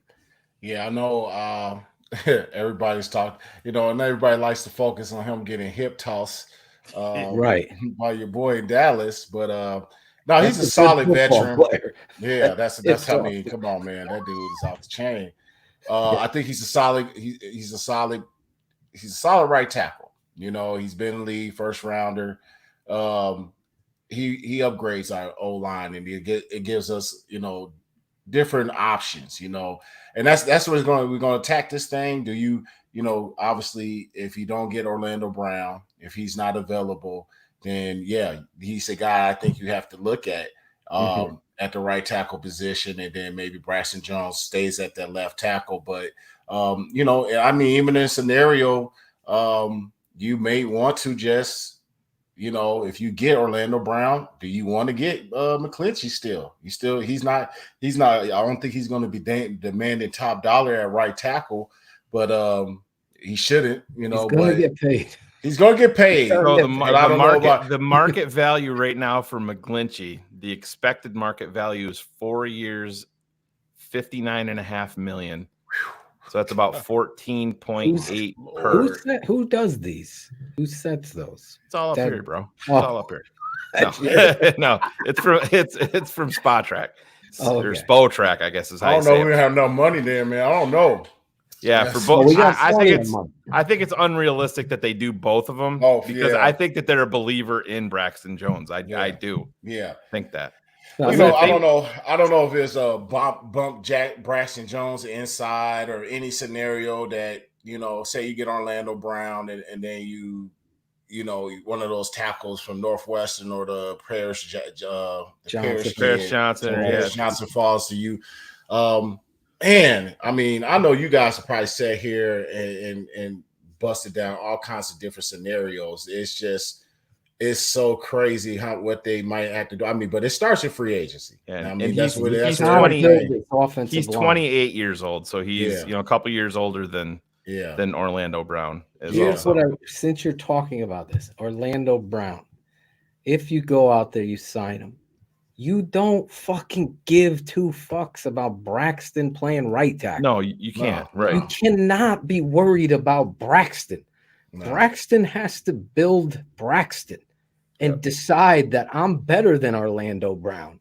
And I'm going to play my ass off to make you make a choice. But you don't make a move to upgrade saying, well, is Braxton going to be able to play right tackle? That's the way you don't build football. That was my point with bringing up the draft. And I'm including anybody. I don't give a shit who it is. If I have a guy high on my board, and if I have a guy and I think that he's going to be an elite level right guard, just because I have Tevin Jenkins slotted in there doesn't mean anything to me. Exactly. Yeah. Guess what? Now we got another one. Yeah. That's the way we're not in a position. You gotta do it. Yeah, we're not in the position to be looking at, oh, we got this guy here. Like, no, we're in the position. We got to take the best guy who is evaluated on your board. You have to take that guy. And move things accordingly. You know what I mean? Like, we got to get talent. We're talent deficient, and we got to get talent. If the guys are falling, and obviously you said that, Shane, like he is not going to be Poles is not going to be shy to get the people that's on this board. He did not care in that second round when those two DBs are sitting in Gordon and Brixner. And, like he's gonna make his selection. So I think we just got to attack it. We got to hope for the best. Obviously, I was a big, I was hoping Payne gets free. I was really wanting Payne. He was on my spotlight all year, just the improvement he had all year. Maybe that's next year. I don't know. We'll have the money. That dude was going to set the market anyway. But like, let's just keep an eye on this Orlando. You guys really swayed me towards the Orlando Brown thing. We really do need the guy. We do need him if he's available. You played with Olin Kreutz, right? There's something to be said. Love Olin, or a lot of people try to hate on him. That guy is a Hall of Fame offensive lineman and a Hall of Fame person. I know he's got this reputation, but and you know him well. He speaks from the heart. In a world full of PC and all this, we can't watch what we say. Olin just is not for everybody in this world, I guess, right now. Oh, no, but it's not. That's the kind of player we need on the offensive line, because there's not one motherfucking dog except for probably Jenkins out there that is absolutely saying, I'm going to beat your ass this game.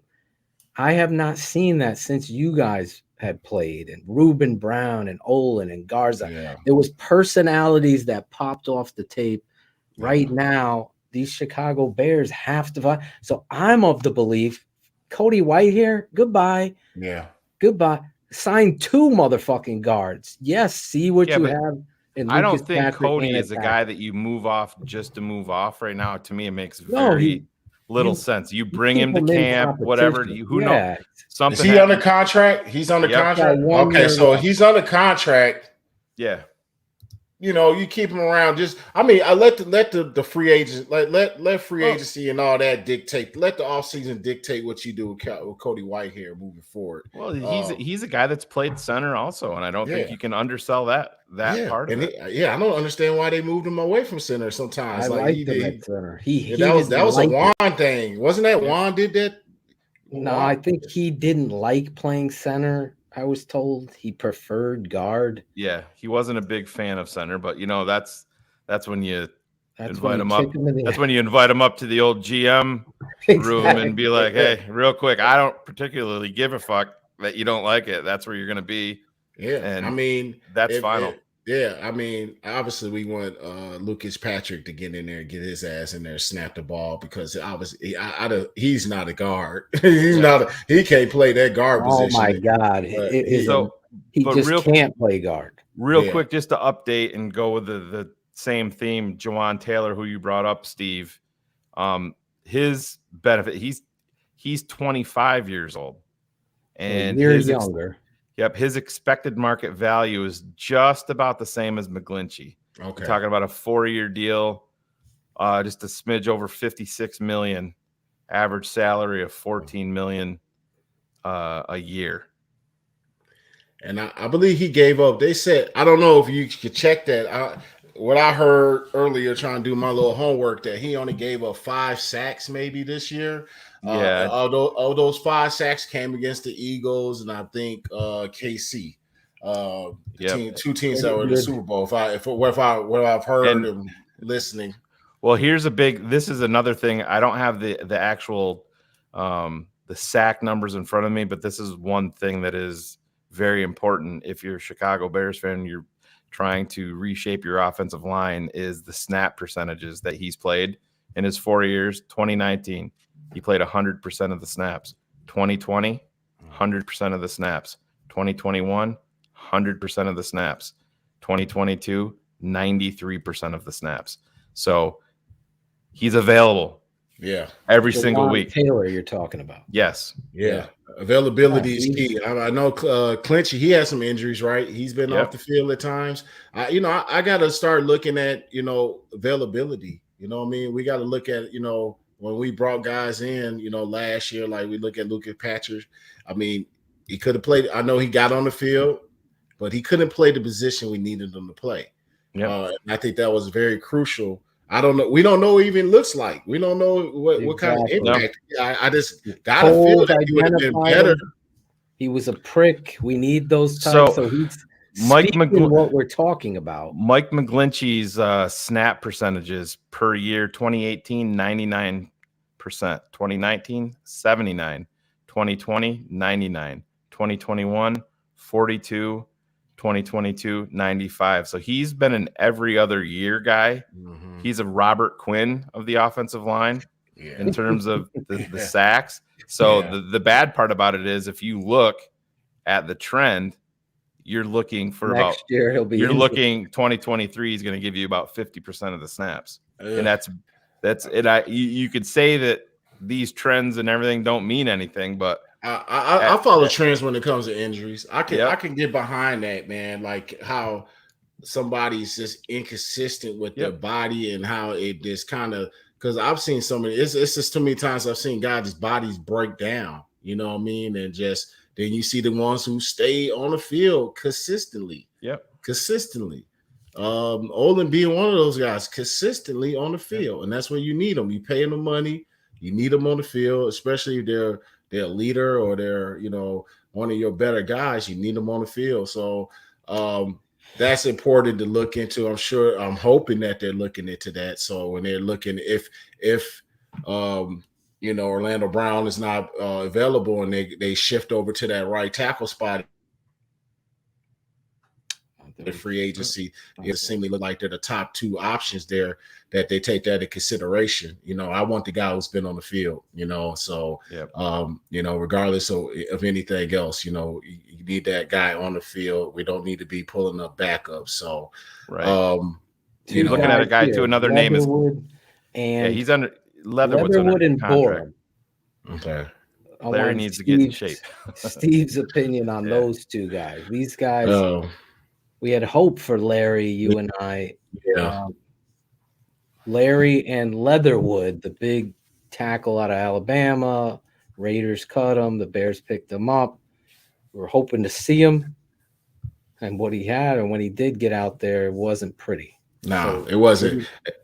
He's got a lot of guys who's had a lot of issues, man. So you just hope that he's one of those guys you bring in the camp. It doesn't pan out, he's out. You know what I mean? Yeah. So you hope you get something. We hope there's some maturity that happens. There's some growth.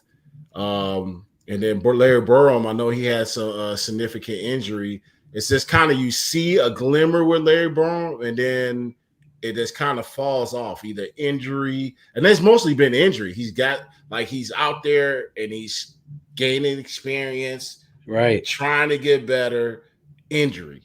And then he comes back, injury. You know what I mean? So obviously he's under contract. You want him there. Both guys are still under contract, right? Yeah. And I think Larry has. I think he has enough experience right now, depending on how that O-line kind of pans out through the draft and free agency.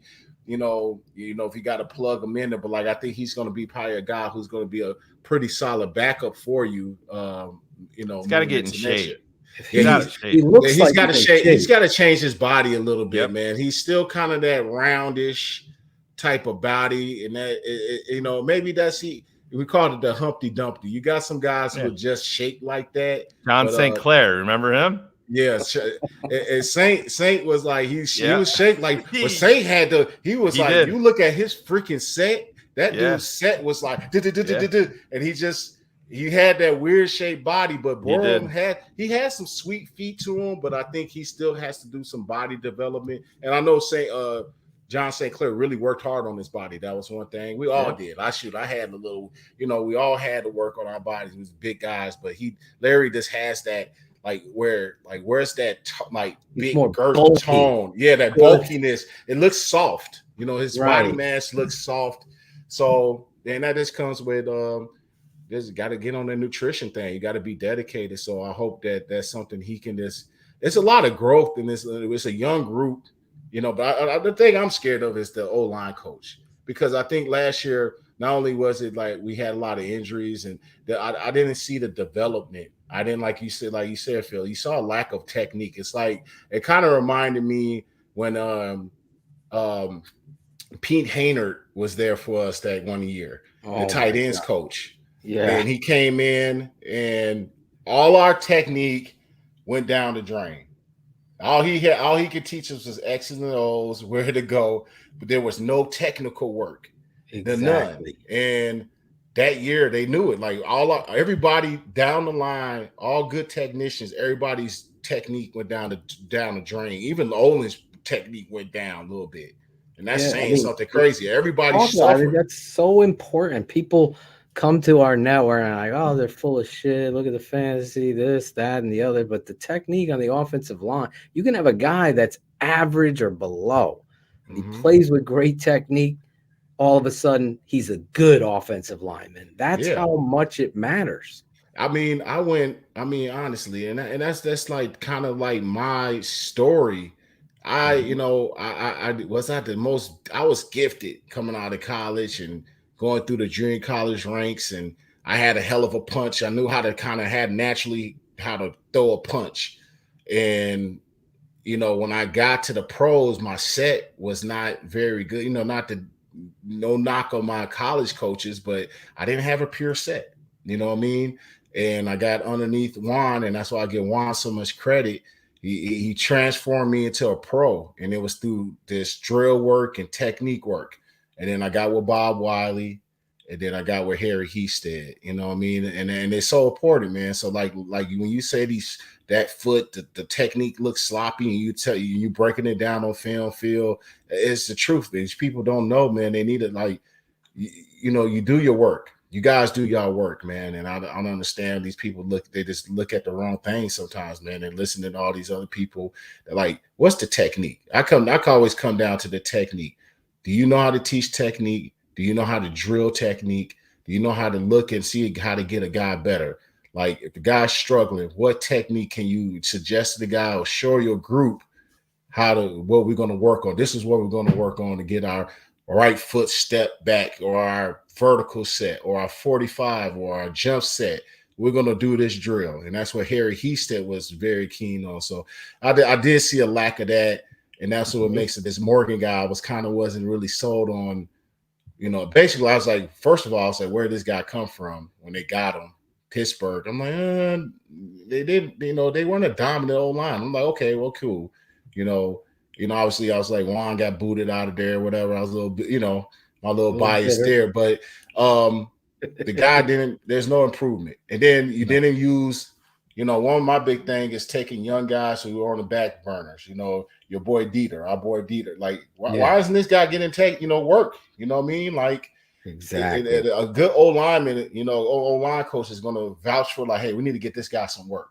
All right, they re-signed him. They did re-sign him. That's why I'm like, wow. Put him at center. Yeah, let him play. There we go. Here's your guy St. Clair. Yeah, but look at John St. Clair's body. Yeah. He had the big wide butt. St. Clair had more hips than freaking what's her name? They don't lie. Her hips don't lie. What's her name? Yeah. Jackal. What's her name? Shakira. Shakira. He's on mute. He was on mute. Fuck. We needed a jackal drop. Okay. Yeah, no, John St. Clair, he really worked on his body, so that's a good. That's a good you brought up John St. Clair. That's who Burrow's footwork at times looked very similar to John St. Clair, but like I said, he got to really work on that body and work on it. I remember John St. Clair used to put me on like, hey man, I do this Y and C in the off season. Really, I gotta really watch my sugars. I gotta really do this, At Virginia. He was former Virginia. So you shit in your hat and get the hell off the field. Coach O was fired up with the offensive line coach, and he is with you 100%. Now Chris Morgan could, every coach has a responsibility. You have to decide, am I gonna be okay having these guys like me, or are they gonna fucking learn to love me? Yeah. And I think these coaches that preach technique and say, no, fucking do it again. Do it again. You're not good. And the way the society is, and you can't be hard on them. Lunch with Larry's up next. All that shit. You have to have these hard asses preaching technique to the extent where you are now talking. Probably back then you're like, fuck Juan, Yeah. Oh, you know what I'm saying, right? Harry out there. You look back, Juan fucking helped your career. Yeah. And that's really what the offensive line. It's the most important hire after the head coach when you're talking about coaching, because you got to get these guys, and it's just been pathetic. Harry Hiestand was tremendous. You saw it with Rex Tucker, all of these guys that you guys have. Yeah, and I don't know if he coached Valerial, but even Bob Wiley was a great fucking coach. I know he's famous on Hard Knocks. But Mushroom Clinic. Bob Wiley, the Mushroom Clinic, where all the top O-line coaches around the nation come to Cincinnati. Bob Wiley, coach. It's just one of those things. Not to bring up the old Naxter, but you get rid of the best coach on your roster. Says a lot about the best coach, because he saw your bullshit. And not to say Harry would have made it, but through the new change of coaching, whatever, you gotta have a guy like that, man. Like, you gotta have somebody who's gonna develop. So I'm hoping that the addition, the assistant O-line coach, that I don't know, it's very weird. I'm glad he's there. I don't know if he's coming in there to revise some things or really work on the run game coordination. He has to. Ooh, yeah, man. My boy needs to. I mean, that's just all belly. That's all belly. What week is this? You know what week this is? It's in Detroit. That's in Detroit, so it's at the end of the season. Ooh, that's the week before. That means, hey man, I'm just gonna be honest with you, man. I used to battle the weight and try to, that's I'm eating good. I don't know if he's making his weigh-ins on Thursdays. Oh, he's making them. He just way the fuck over him. Yeah, Bob Wiley's hit. So Larry's an interesting guy, man. Also there, man. It's just so much we got to do with that O-line. It has to get fixed. And I think free agency is going to have to be a couple guys. One big guy, one big time free agent, and obviously, hopefully, filling in with another starter. Maybe at the guard position somewhere along the line. But I would sign 2 guards and a tackle. That's how I feel, and let the competition begin. Yeah. You know what I'm saying? You got all this money, invest it in Justin, not the wide receivers. Everyone gets caught up in that. Invest in making the protection for Justin Fields the most important priority this offseason. Ian Cunningham, Ryan Poles, and your walk of fame down at the combine, address this. Yeah. If Justin is going to be the passer, everyone believes it's going to be because the offensive line has protected him. Larry Borum, you have an opportunity to do what John St. Clair did. He does look like he's been working on his body. He just got engaged. Yes, he got engaged. Congratulations. Over the weekend. And I have a. Yeah, this is him yesterday. Oh, he looks slim. Yeah, he does. Now he's wearing black. If I want to be a critic. Oh yeah, but I know all the big ride tricks. That have to be a lot of black. I mean, to make it that much of a difference. No, he does look good. Yeah. He does look good. He does. You could that see might it be in for his the face. proposal, though, Steve. We all know how that gets. Once they say yes, we sit back and say yes to the dress. Good luck, Mr. Larry Boyd. I got this thing down to the science shade. Y'all got like, boy, you got the pictures. I need to see this. Like, okay, Bullock he's is on like, a hot streak. Yeah. Hey man, I mean the best thing for you as an old lineman, man. The big reason I started my second year, man. I took that rookie year. Yep. I stayed. I was tunnel vision on my diet. I didn't have a nutritionist. I was doing all my own. I just knew, hey, chicken and salad. Now, I didn't know how to cook too much, but I had my little grill. This is how I was. I had my partner before the garden chain. Yeah. I was. I had the packaged lettuce, and I'll eat that every day. And I'll grill me a piece of chicken, and I will only eat steak on my treat was a steak on Saturday or something. You know what I mean? And then I would have and then it was just I did it, and I was working out every day, and it just fell off. And then it wasn't like it shouldn't have been a shock to me, but it was that I ended up finding a way to start that season. Like I lost the competition to Aaron Gibson in camp for the right tackle spot after Big Cat retired and Colombo was hurt. And when Rex Tucker went down the last preseason game, they was like, "You're the next guy up," because and I'm gonna tell you how things go in the offseason. Robo, what was Robo's name? Bernard Robertson. Yeah. Good guy. No, he played at Tulane. Was it Tulane? I think so. Yeah, he's a Tulane guy. Tulane. Okay. Yep. Because he was all over the Jackal Tulane. said yes. Yeah. He wasn't muted and he didn't even talk. If Jackal knew that Bernard Robertson played at Tulane. Robo. We called him Robo.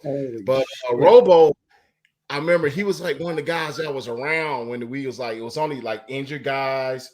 And it was me. I was like, yeah, I'm not going anywhere. I live here in Chicago. So we were like coming up there, and we had the strength coach to ourselves, Russ Reeder. We was just with him by ourselves. The guru.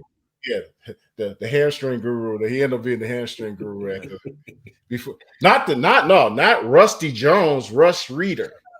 Oh man, y'all just Rusty Reeder. Yeah, Russ Reeder should be before Rusty Jones. Rusty Jones was brought in on Saturday Night Live. Yeah, Robo. Right? This dude. He's a smart dude, man. He was very good. He was a good dude. But Robo had an awful off season, man. Like he had an awful in season too. I was. Shane was like, Robo's playing left tackle. Yeah. Yeah, he was all over the place. Yeah. Robo used to play, but he had like this. He was like the versatile guy the year before I got there. And so, there was like Robo could play everything. That off season, I'm eating boiled eggs coming in the workouts. He came in like, yeah, man, I just ate 3 biscuits and gravy. I said, what? We about to like run 3, like you got to run like 10 100s out here, man.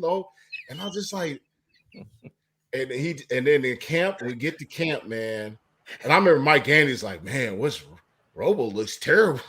Like we get to camp, Robo's just getting this bull rush dumped on his back. Just like you get beat in one-on-ones, but when you get planted on your back, it was just, so he was the guy who was supposed to be that center, right guard, left guard, backup, everything. And when Rex Tucker went down and they were like, Steve, you're left guard now. And like later that day, they cut Robo. It was after final cuts. They realized Rex Tucker was down. They came, was like, you're going to be the left guard, even though I never played it. They cut Robo. So the offseason is just like, it's everything, man. You got to put in. That's back in the medieval times. The things you can do now. It only took a minute. It only takes a minute. Look at your phone, Claudio. I'm on my. Claudio was looking at the menu, ordering Uber Eats. He's like, biscuits. Biscuits and gravy. I'm sorry, Claudio. You can't have this and gravy. Man. It's too late, man. Yes. What the fuck?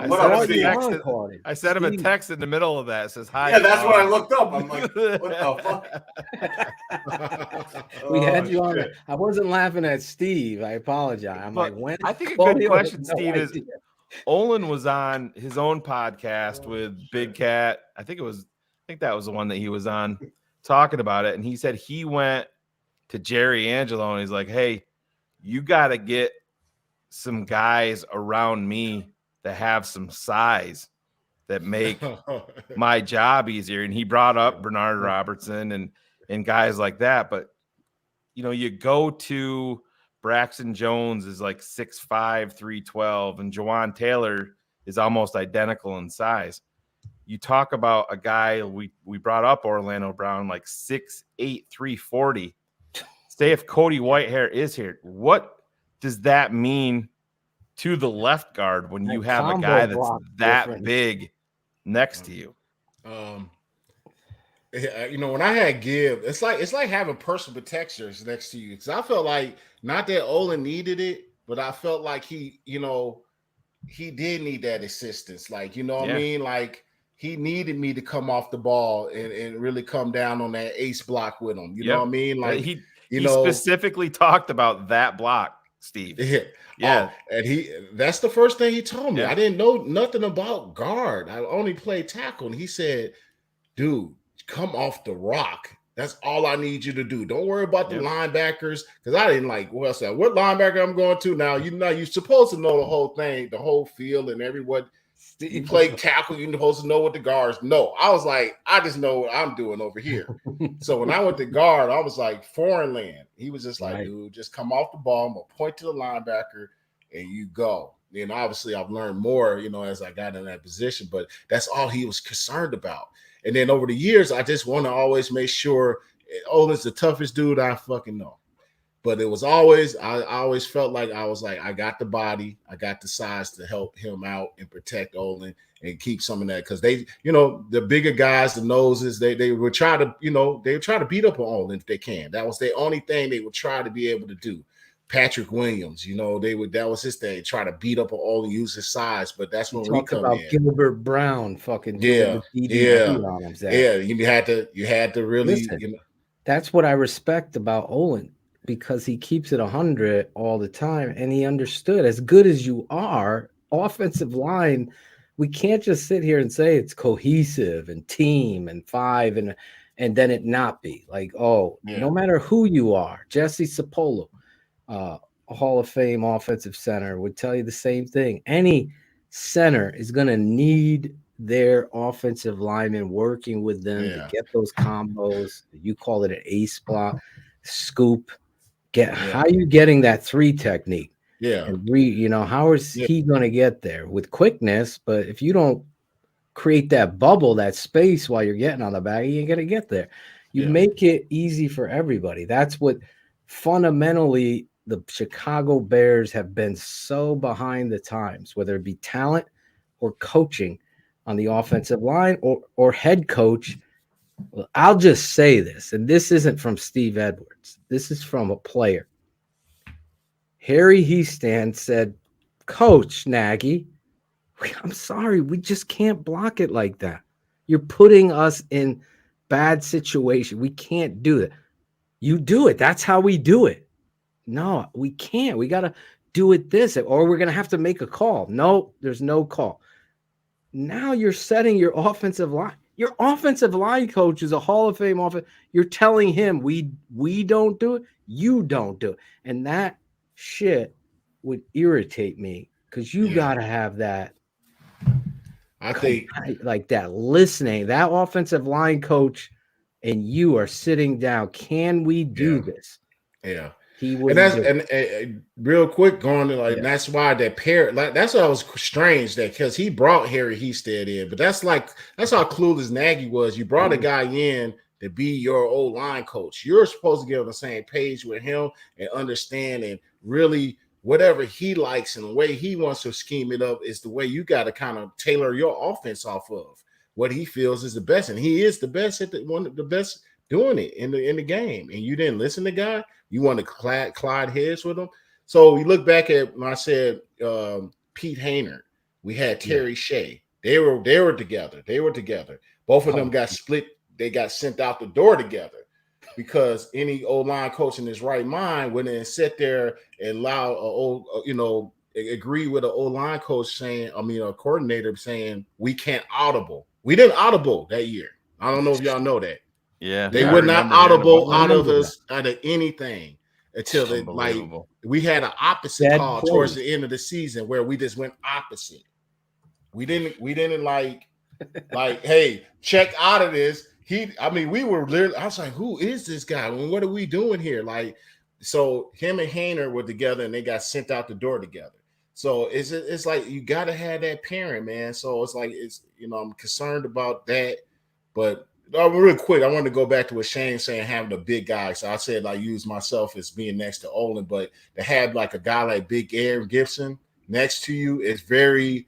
So for me being a big guy, but then having a guy that size next to me, it was huge. Like when I talked about the ace with Olin, the deuce block with the right tackle if you're at guard, if you're at guard and you got a tackle, the deuce block, and having a physical opposing guy like that. So if you have Whitehair there right there, Orlando Brown in the run game is going to make your life a lot easier.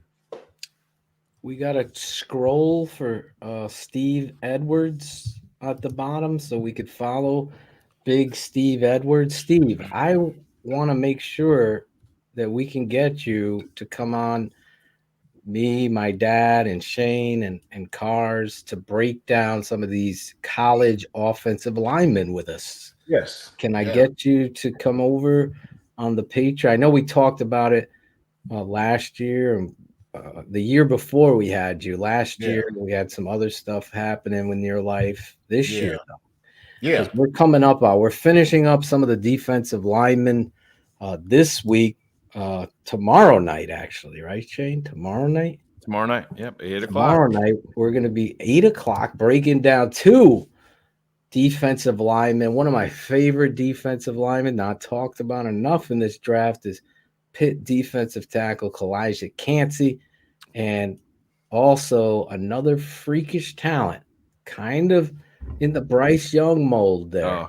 Army DN Andre Carter. He's freakish, but he is a long way away. Long way away. Got a lot of clay to work Word is Cansey's going to measure in at 5'11" at the combine. I love Kalijah Cansey at any size, but that's just me, and we're going to look at the tape. Why? And break him down. Chris Zorich was 5'11", right? Yeah, they want to move him to linebacker. 6 foot. He's 6 foot, Phil. Don't take away my size. But yes, we'll have Big Steve breaking down some of these top offensive linemen in the draft, like Cody Mock out of North Dakota State, one of my favorite offensive linemen in this draft. So not getting his teeth fixed until his professional football career is over, he said. I love it. Missing his 2 front teeth. He's got the personality trait of a fucking guy that's going to fuck someone up. A lot of people in the NFL are projecting him at center. I wouldn't put him there. Yep. No, he can play anywhere. But go ahead. Sorry, Steve. I didn't get my chip tooth fixed until I got to the NFL. I had a chip tooth. I had a chip tooth for all my life. You got it fixed when you got in the NFL? Because my mom she got it fixed. I kept on chipping it, like following the concrete. I was just like an out of control kid. And she's like, I'm not fixing it anymore. I ain't got no money for this. So I was like, all right, I'll just roll with it. And then I got to the NFL. As soon as I got on with the Bears, I'm like, fix it up. Yeah, that's what it's for, man. You costs a lot of money to fix those teeth. Yeah, you got to take care of those perks, man. Shoot. Trust me. We're in the pre-show with us, Shane. Yeah. It's like he's here. Listen, do you have time to stick around? You got to bounce because we're going to do our next segment and break down the Ryan Poles press conference. Doesn't that sound exciting, Steve? Oh God! I don't know if you. I heard some of that. I was like, oh, I was just like, oh man, this. Yeah, you're never gonna get too much out of him, especially pre-draft. It's all gonna be coach speak. Exactly. Well, if we change our mind, we'll keep Justin up to date with everything that if anything changes. I'm like, God dang, man. I feel like they talked to. I know Justin said they did not, but I feel like they talked to him from jump and said, "Listen, you're gonna hear some negative shit. Right? We're not gonna come out and support you so much. We got to play the game." But I think that's what they did, Shane. They had. I think they let him know, like, hey, dude, we're trying to get this team better. We're gonna play this game. And Justin I met the kid one time. He was great, and I think he's one of those kids that's like, yeah, okay, whatever for the team. I understand. I could take it. So, but no, Phil, just hit me up. And we'll iron out the schedule. I definitely want to come on and do that with you, break it down. I don't think last time we broke down something, it was a long time ago. We had a great time. 2 years ago. You and my dad, it was so much fun. Yeah. Breaking down the offensive line. That was in 2020. Yeah, we did that. Damn. Yeah, like plenty of time then. I was just time flies when you root for a shitty football team, right, Steve? Oh my God. Hey, Steve, at least there's one thing that's gone. I don't want to get you in trouble. There's a new president, real quick, in Chicago. How big is Kevin Warren's shadow going to be on this football team, do you think? I think he just looking at his resume, where he comes from, that's how he carries himself. I think he's being a former agent too. Starting out there, those are his roots. He knows, he understands.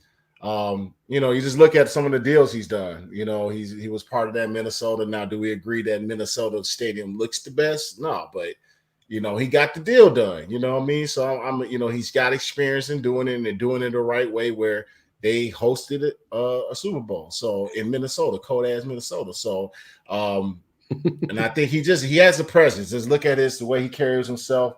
I know Bernard Berrien. I think Bernard was with him. I think maybe in Minnesota, and he talked highly of him on social media. And Bernard's it's a big deal when he becomes the president of the Chicago Bears, and you go on Twitter and LeBron James is shouting him out for a new gig.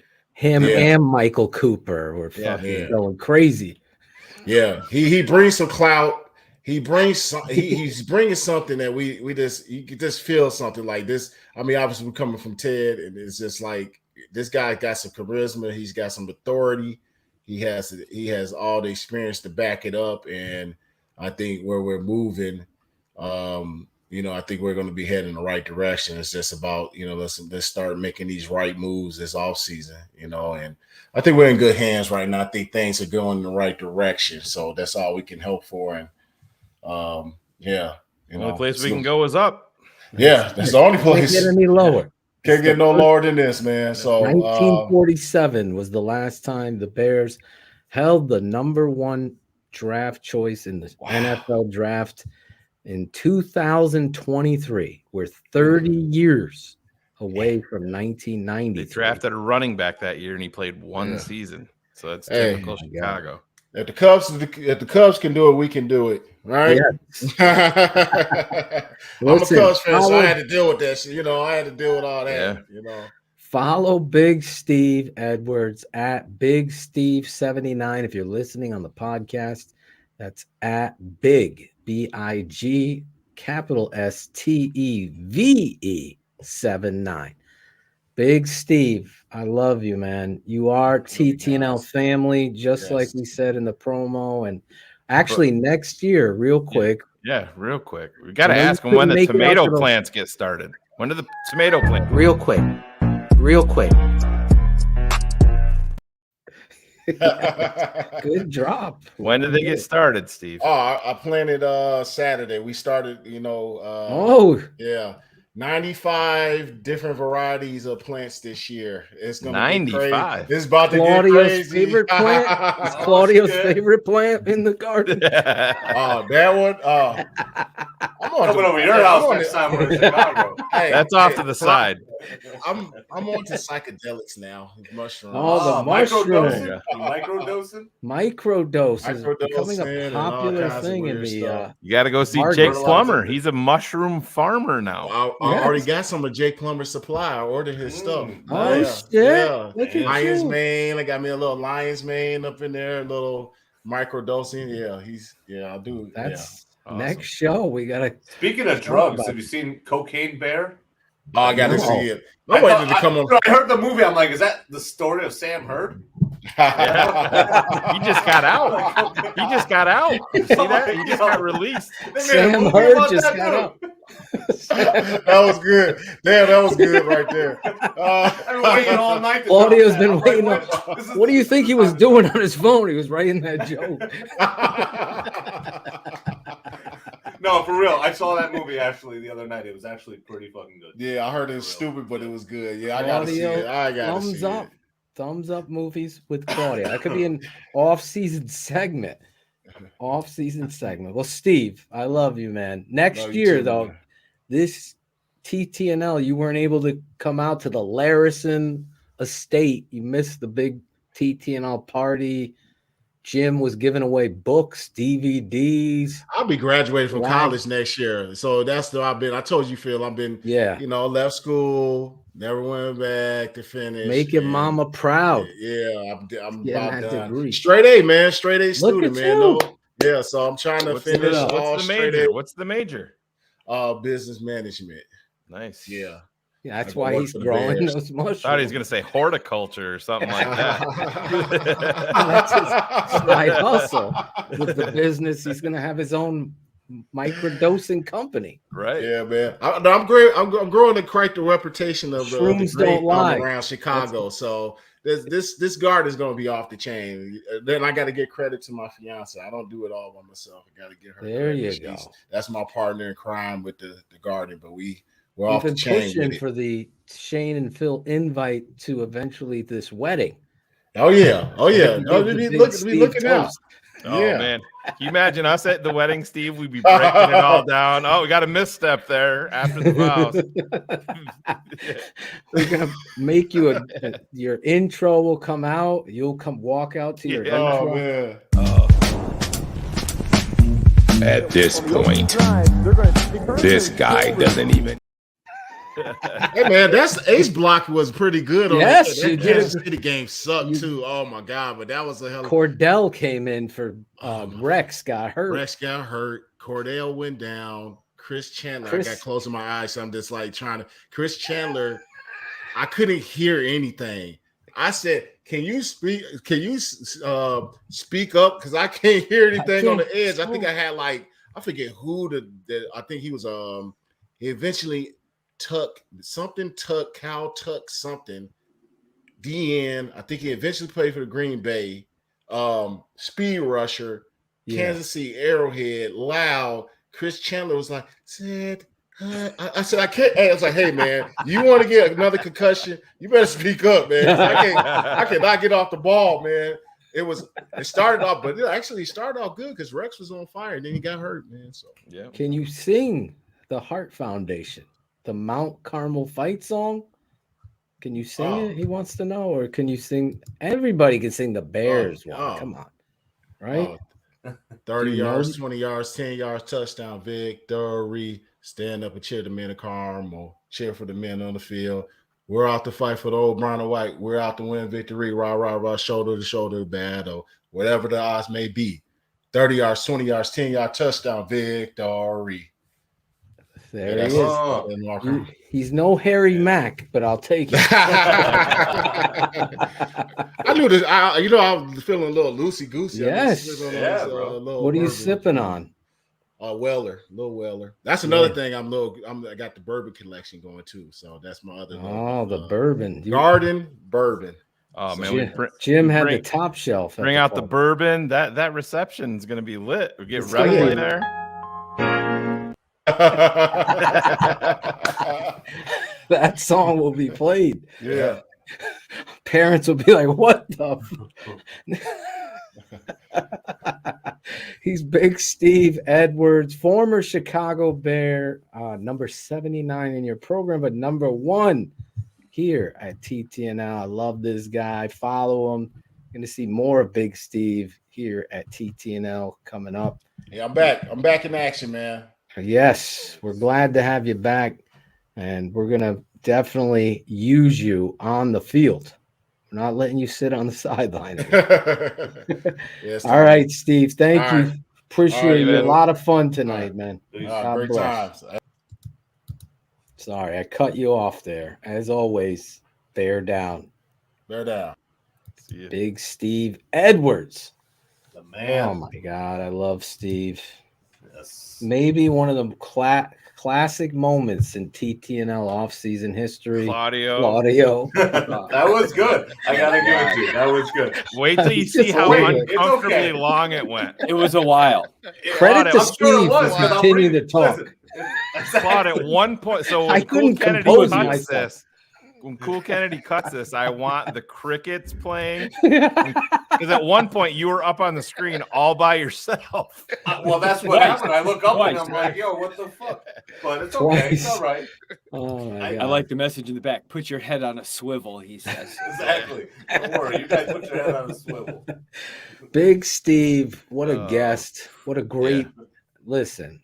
Big Steve is huge in person. I think I could probably pull up a picture of me standing next to him, and it's just Bryce Young versus Shaquille. Look like this. It's just Bryce Young next to a normal Just person. a little like that, right? Yeah, a little like that. Yeah, exactly. Yeah. It's exactly like that. But what a tremendous, just a great man, number one. Number two, just I love how Steve sees the game and keeps it 100 on this show, talking about the Chicago Bears and the offensive line, the importance of it. If you're not a patron, you got to go over there, sign up. I've been so proud. Like, honestly, this is the best that we've ever done handling the draft as far as patron stuff has gone. The analysis and the perspective. I mean, you're getting my dad fired up, Cars and Shane getting fired up, Ivan breaking down the tape. Just sign up. I guarantee there's no bullshit. There's no manipulation or flip-flopping. I'm not going to tell you my number one guard today is Osiris Torrance and then change that in a few weeks. Osiris is my number one guard. Spoiler alert for patrons. Spoiler alert. But the reality is that's what we're going to bring to the table, where you're not all in agreement, and that's what makes it fun. Even at the top of the show with Bryce Young and CJ Stroud and the conversation there, I always go back. I always look at everything possible when it comes to the quarterback position. Like, say you have Rex Grossman. Do you pass on an Aaron Rodgers as if he's there? Say you have, another quarterback. The Bears have been in this so many times, so you have to make sure that Justin is the right guy. And unfortunately, Ryan Pace and the situation that they got themselves into didn't afford the Chicago Bears the appropriate balance of being able to analyze who Justin Fields is as the complete quarterback. And that's where we're going to be here. And it's unfortunate, but I think the setup for the Chicago Bears is one with which is really great.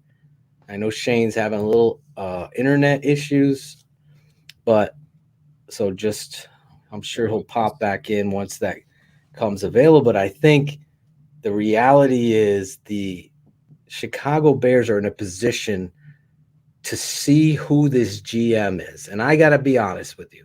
I don't know who Ryan Poles is. I'm nervous, right? Anybody saying they know who Ryan Poles is and I have the utmost faith he's going to kill it. I don't know what he's going to do. I'm going to break down what he did and tell you what I would have done, or I'm going to applaud it and think that it's great. And you know what? I'll die on that hill because that's where I was coming. I think Ryan Poles, like you said, he's not a finished product. Right. Ryan Poles did what he had to do. I think the best thing he could do is continue to be consistent. So he had to go out there, and I'm sure we've talked about it plenty of times on here. He had to go out and at least find 2 contributors right away on either offense or defense. And he ended up doing that on the defensive side in Gordon and Brisker last year. So this year, I think he got Braxton Jones. And he got Braxton Jones, excuse me. Yeah. Right. So coming into this year, I feel like he doesn't have to go ahead and over fucking think it. If what you want, as if you're trading down or whatever, if what you want isn't available, then go ahead and take the best player available, which to me would be Will Anderson at this point, and play it as that. But you don't go ahead and over fucking think it. Just be consistent. Listen, even his I don't know who he is, because people are gonna just like do what you said. Like, I love Brisker. Gordon, I think, is better on the outside. I think they put him in situations, so I like where he's going. I like that he got the undrafted linebacker from Wisconsin, our guy Sanborn, and what he's doing. So I like some of these things, but I also hate the roster. Yeah. I hate the talent that they have. So it's very difficult. So is Braxton Jones the best of shit? Like, you know what I'm saying? So now, with the first round pick, with all this money, with the control that you have to be a dog, and you have to be in that position. And anybody saying that it's going to be easy, I'll be the first one to say to you, it's not. It's not, because you can't go value. You can't go looking for the blue light special at Kmart. Players. You need dogs. Yep. So you have to identify that. And listen, let's take a look. Can you pull up the Ryan, because Shane dropped off, the Ryan Poles presser. We're going to watch that, and then we're going to wrap up the show tonight. But I'll say this while you're pulling that up. I want to, how we do with BHL. We don't need Coach Eberflus. I just want to see, Ryan Poles on the Chicago Bears YouTube, Ivan. That thing. You have it, Ivan? This is what I'm saying. Pull it up. Here you are, first overall pick. Free agency is going to define what you do in the draft. Is that mine? Oh. That was me. I apologize. Give me a minute. The free agency is going to define the draft. However you get it, we'll mute Jackal. I don't know what he's doing. Share, present is the button, Jackal. Present, go to tab or share screen and then go to tab. There you go. Is this from the Chicago Bears YouTube? Because I can't hear it. Yesterday, we were doing this. All right, it's good to see everybody. It's crazy how fast time goes by. I feel like it's just yesterday. All right, this is it. Thanks, Ivan. First, want to just start off by thanking my crew. Can you? Is this as loud as it goes? That's as loud as it goes. Oh, Jesus. And get ready for this off season. I think we can really build on what we started and move the needle and get our roster to a place that we can start winning football games. The draft, really interesting setup. A ton of flexibility to take the best player at one or move. Ton of flexibility is an understatement. Continue to add draft capital and get better, which is exciting. And then for free agency, the opportunity to have a little bit more ammunition than what we had last year allows us to bring in the right type of players that kind of fit what we're looking for and fit our culture. So again, we can keep moving the Big needle. understatement. Little more. Yeah. You got the most ever, practically. So that you can't even hear their questions again now. These motherfuckers suck. Just need hear brags. Combine event is about collecting information because we still got to get back. We got to put our draft board together, tighten that up from the information that we get here, and that's really going to start to allow us to put. I like him to see this is true. Possible, what makes sense for us. If you decide to trade the pick, is that something you would want to do before or after the first trade of free agency? Yeah, that's a good question. There are some scenarios that it might benefit us to move, before free agency, opens potentially. But again, when we get back with all the information that we've gathered from here, I think we'll have better direction. See, I think that was very telling that he's going to say, yeah, we could move before. And there's scenarios where you could, add players as well, potentially, which again gives you some clarity on what you want to do in the draft and free agency. Yeah, it doesn't really approach. We're not going to approach it too much different. We're going to collect the information like we always do. I think the volume of information just goes up. As you sort of gather that information, how are you going to balance maybe the want to add more picks and maybe the value of that compared to a guy you might be targeting up there you may get when you get back? Yeah, it's a good question. And that's the numbers game I talk about. Here, could you pause it? Because I really can't on my end on this. See. So, two big things here is basically being honest, which I respect. In this time and era, a lot of lies, the lying season and everything, but you're backed into a corner because you either shit or get off the pot type of situation. You love Justin Fields. If you say that, Justin's our guy, we're open for business. That would be one way to handle this. But they're saying due diligence. Then he's talking about being in this position where you can draft the best player that you believe is a game-breaking blue chip football player, aka Will Anderson, over Jalen Carter, irregardless in my mind. But a lot of people are now coming on this, and this is where you need to be careful, just like Shane was talking about and Cars had talked about on the Patron show with Walker.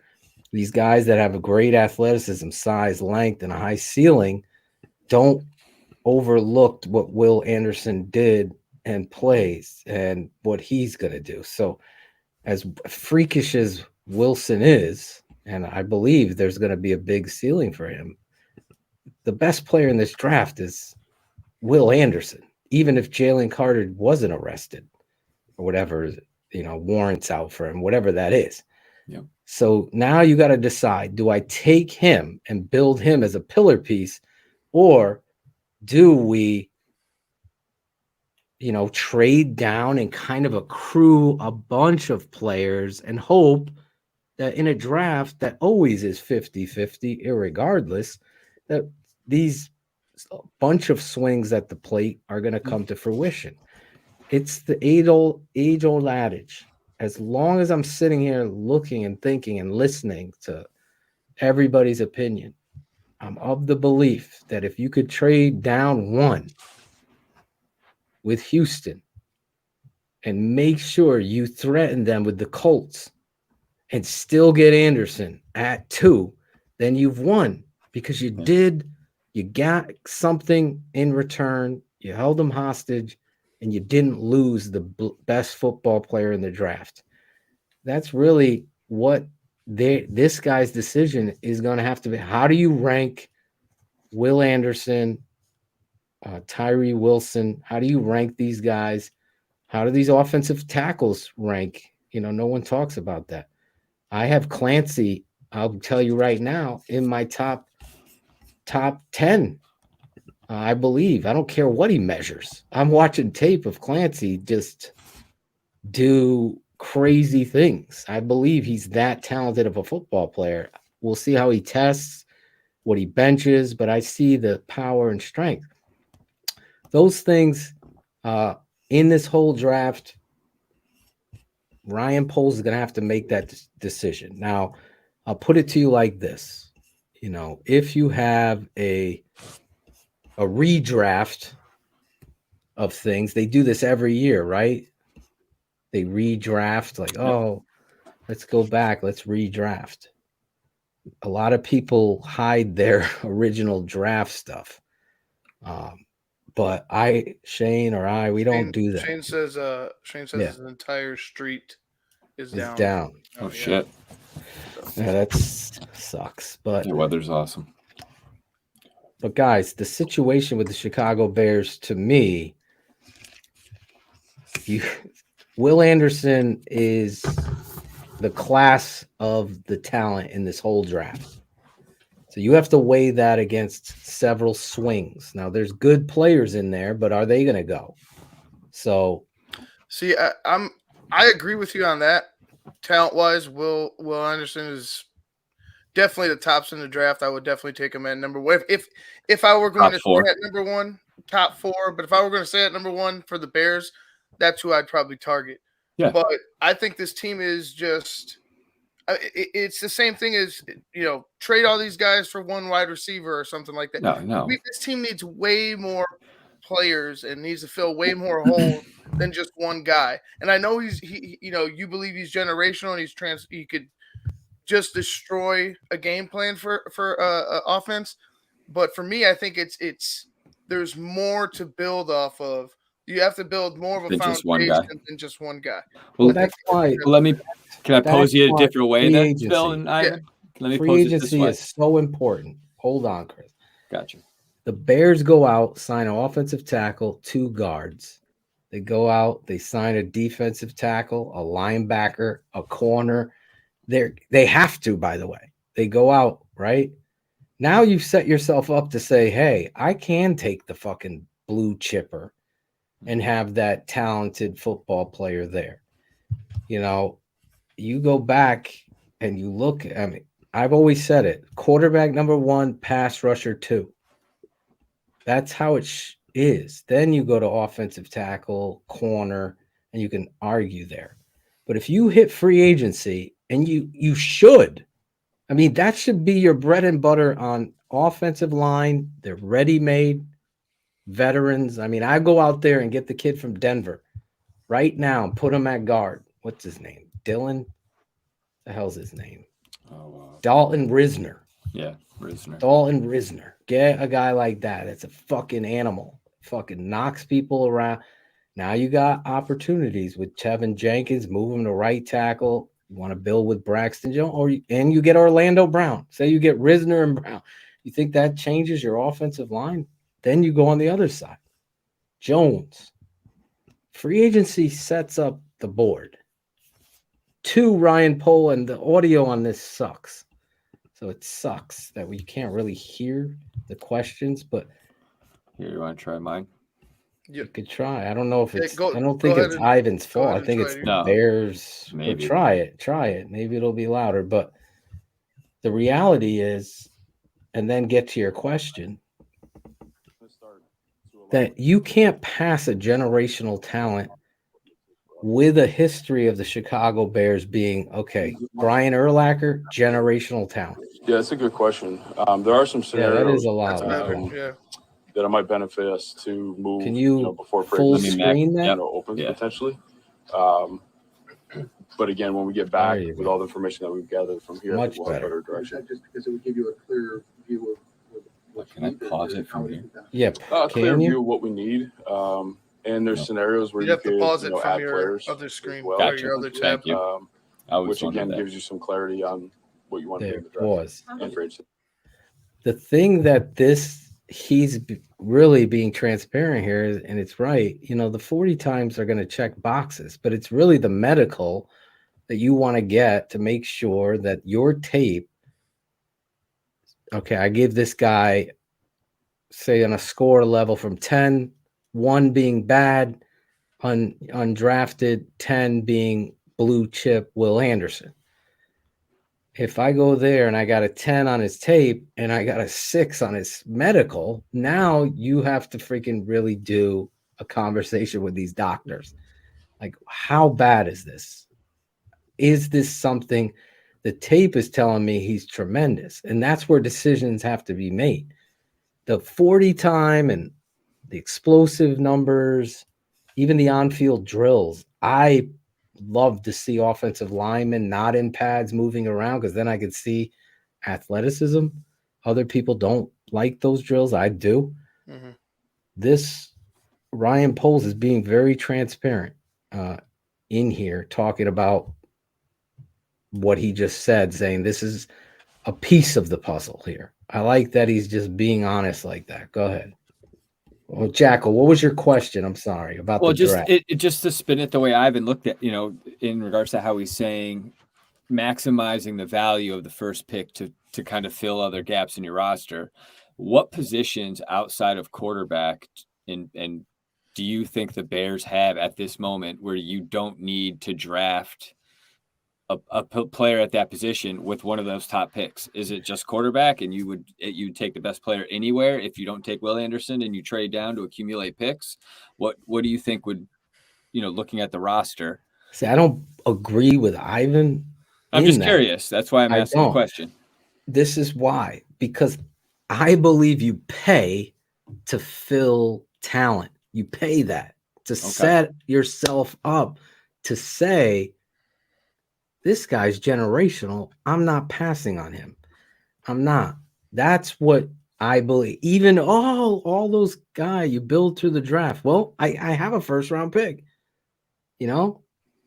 It's really nice, but the risk of going down to me is, an opportunity for you to, I hit on a guy he's good. Like, I would love to see the history of how many people traded down and where they hit.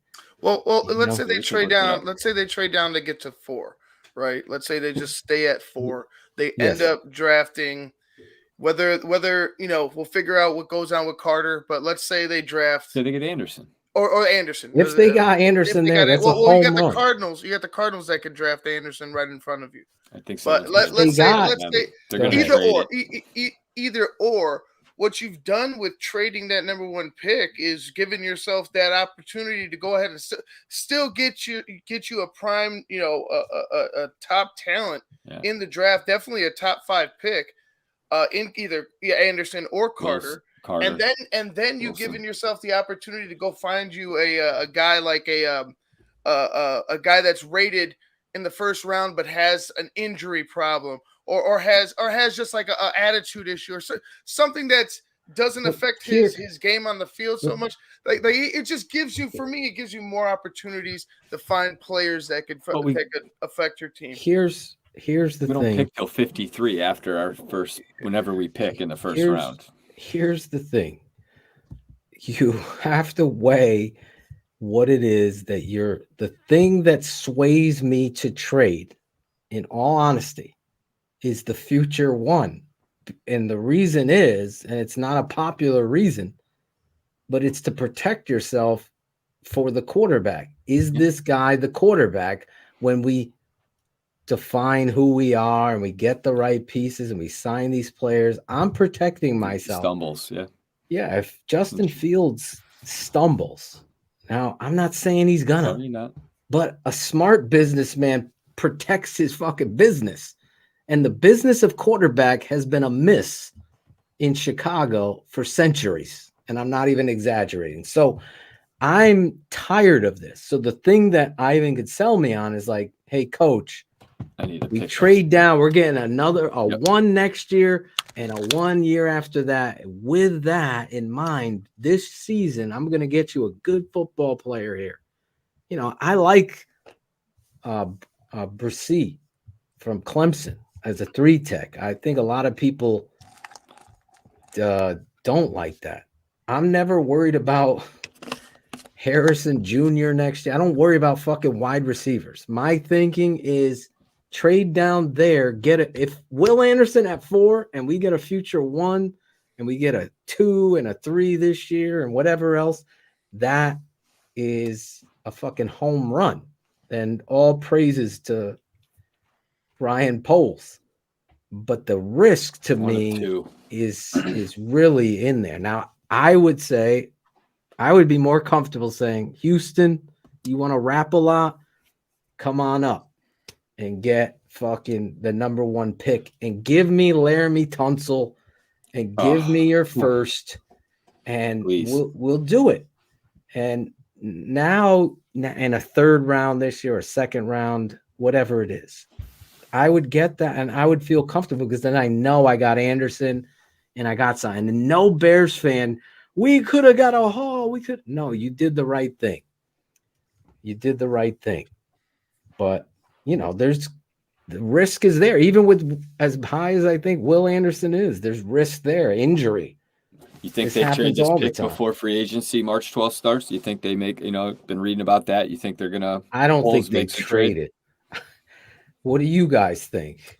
Before the free agency, you think a trade happens? I think it's March 12th is the beginning of free agency. And I was reading some people were saying that, Poles may try to get the best offer, try to just say, look, guys, I got offers coming in everywhere. I want the best. I want your best offer by like March 11th, so everyone can start free agency. They know what they're going to kind of work with and go from there.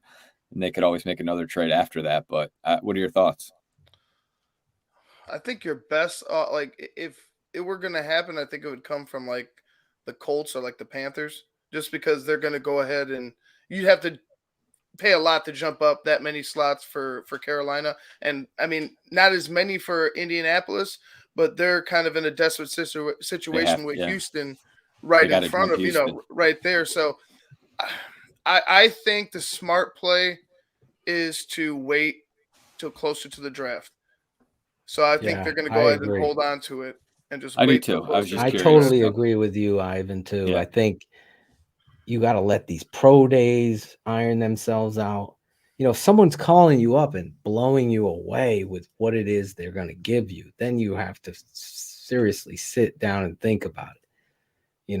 But the free agency always sets the boards up. So that's the other risk. Like, is somebody going to be content with Derek Carr, that wants to trade? Say the Colts sign Derek Carr. They're going to go rookie, man. Yeah, I know that. I'm just saying, say there's a spot. Give me another. I say Houston settles on. You know what I'm saying? Now, all of a sudden, that takes this power that you have, this leverage, away from you. That's the only risk. But I also could see the other side of it. That's why it's so hard to be in that situation that Ryan Poles is in. I mean, I would be struggling now too. But the way I would feel really good, and I think Bears fans should, is I believe that Will Anderson is the real deal. I believe he is. So you have that in your pocket. It fits a position of need. And you can go out there and attack the interior of the defensive line. You're going to get Dominique Robinson, another year under his belt. He's going to be working in the pro system. You don't know. Hopefully, Trevis Gibson. I really was hoping bigger things for him, but maybe that was a slump season in the new defensive philosophy, and then he turns it around this year. You don't know. But those situations have to, that's what you get paid to be in this position for. I don't believe that. I believe Ian Rappaport when he's saying everybody's calling to kind of get that number one. And I believe it because I believe CJ Stroud and I believe Bryce Young are quality NFL quarterbacks. I really do. Levis also, he's not working out at the combine, right? He's not doing something. Will Levis, I'm sorry. He turned down the Senior Bowl. He didn't want to play in the Senior Bowl when he had an opportunity to do that and kind of showcase who his talent was. That was kind of a knock that I had on him, the quarterback from Kentucky. But that's for another show. But I'll put that out there now. But free agency for real is going to set the tone. And obviously, the combine is going to be full with numbers in the next couple of days and wows and up boards and what have you. I'll tell you before I'll tell you one. You know how I feel about Will Anderson. I told you that my number one guard tonight. I'll tell you my favorite receiver in this draft. Before the combine and speeds and all that, I have said it on the patron show, so I'm not breaking news on them. But Zay Flowers from BC, to me, is going to be a superstar in the NFL. He's got the dog mentality. He's got the twitchy burst and speed, and I'm certain that he'll run in the 4.3s. If he doesn't, it doesn't matter. The tape shows me a 4.3 plus guy, a game breaker, a field flipper. That kind of stuff is going to change the whole game for the Chicago Bears. And those are the type of guys that you need on this roster that are missing, guys that are going to create space. But he's not tall, Phil. He's small. So is Tyreek Hill. And he's the best in the business right now, arguably. Somebody could say somebody else, but those types of guys that have that desire and ball tracking ability, unbelievable. All right, let's play a little bit more of this, Chris. Yes, sir. How does having the number one pick change how you approach it? Yeah, it doesn't really approach. We're not going to approach it too much different. We're going to collect the information like we always do. I think the volume of information just goes up. As you Another truthful how are you going to balance maybe the want to add more picks and maybe the value of that compared to a guy you might be targeting up there that you can get when you get back? Yeah, it's a good question. That's a numbers game I talk about. Really getting our draft board set up, see where, if we move to this spot, who's available. I always talk about value, right? So there's going to be certain players that are going to be in the value bucket. How many are there, which is going to dictate how far we can move back. Hey, Ryan, has anything changed? The value bucket, whatever that is, and his. You say you essentially have to be blown away to trade him. Anything changed in that regard? No, nothing's changed there. I saw, the deal from yesterday in terms of leaning one way or the other. I think that's always been the case. We've always leaned that way because Justin did some really good things. I'm excited about where his game's going to go. But at the same time, when you sit in our situation at one overall, you have to do your due diligence. You have to investigate everything. You got to spend time with those guys just to make sure we're making the right this decision. back in December. What's important to me, I think everyone knows me by now and how I want to treat our players. We'll be in communication with Justin along the way just to make sure that, he knows what we're doing and nothing's a surprise to him. Have you talked to him already about that and the fact that there's going to be a lot of chatter about the quarterback position? So he did talk to us. Yeah, we anticipated this a while ago, so we've been in communication with him. Can you tell us what that was like?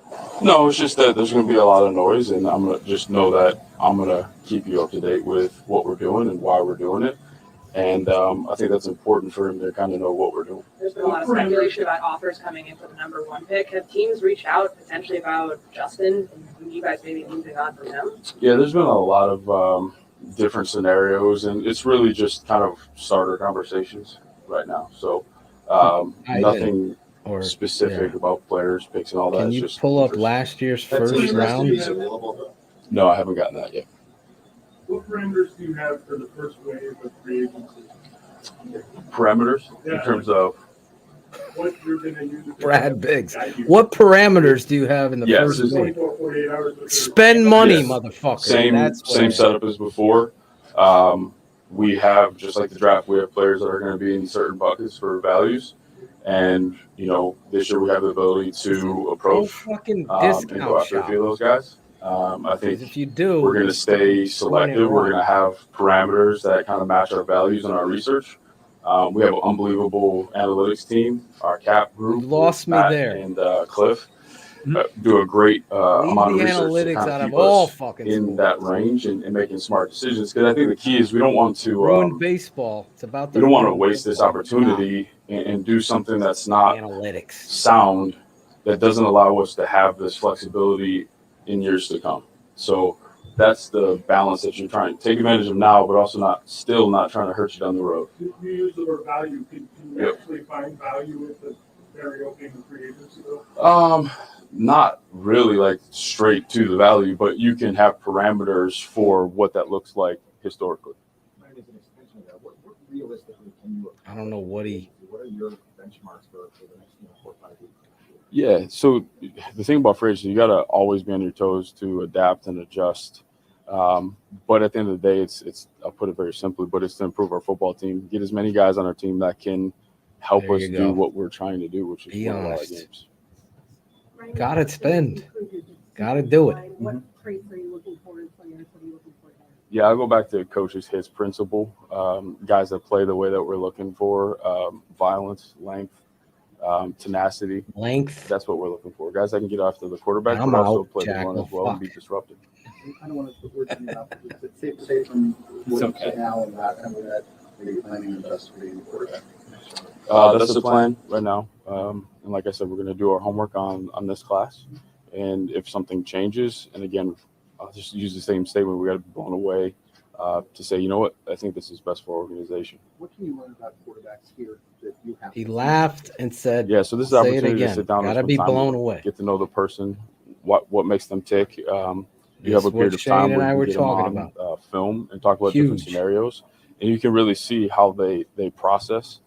They can give you the why.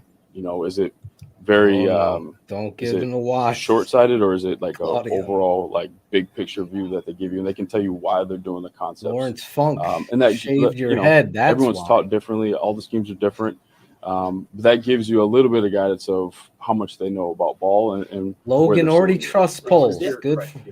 Fucking Logan would throw all his money down on. Yeah, a when you fucking watch it over Fiat and over right and go, now. wow, like this is like different. But it's a collection of anticipation, arm talent, arm strength, accuracy. It's all of the categories that That's you look why for they in a quarterback. took And then, fucking Patrick like we talked Mahomes and about we here, took it's the Trubisky. person. You need to Wow. be a unique human being to play this position in this league with this pressure, and just to be able to keep coming game after game after game, and also critique yourself and get better year after year. So it's a huge checklist, but we'll go down that and just, you know, be sure we're doing the right thing. Back to the defensive line, the Commanders tag their 3 technique today. Those guys don't typically hit free agency. How do you attack that position then, kind of knowing that the lot might not be as much to go through next month? Yeah, we're going to, you know, obviously the flexibility we'll see after these next few days and weeks of who's available in free agency, where they fall on our value chart and our board. Value. And then if Keep it's not talking there, then value. maybe that turns to the draft. So that's the beautiful thing about balancing I both would of those totally things. That's why we ask, spent what so is much value? time evaluating That's my both next sides question to you. What is, to kind of see what's what's your going to be definition available to us and where we need to Can you pause, attack Jackal? in both Because I of want those, your educated areas. thought. The word value is bang for your buck, right? You're getting more, right? Value. Like, what's the actual definition of that? Because he keeps bringing it up. Like, what is value? Are you talking about like good player at a discounted price? Because that's not going to happen.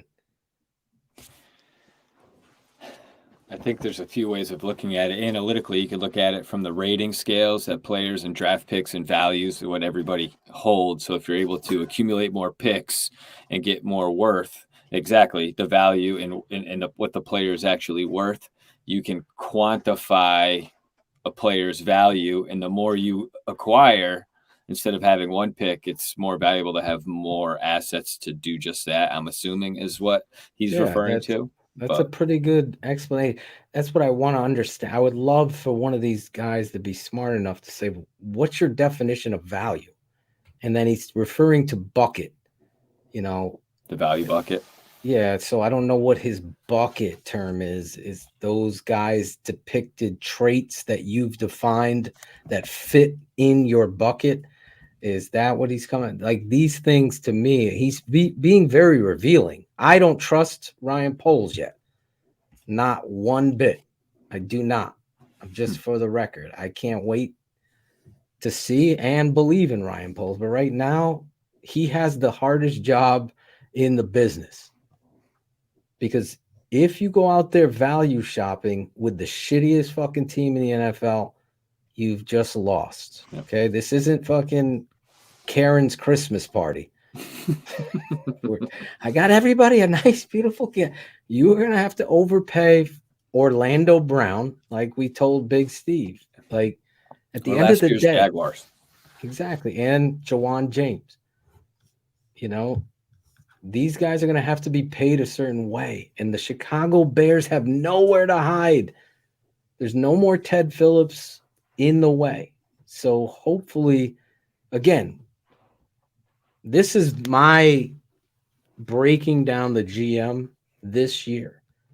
I'll be totally honest, guys. For the last 3 months, I've had anxiety over Ryan Poles.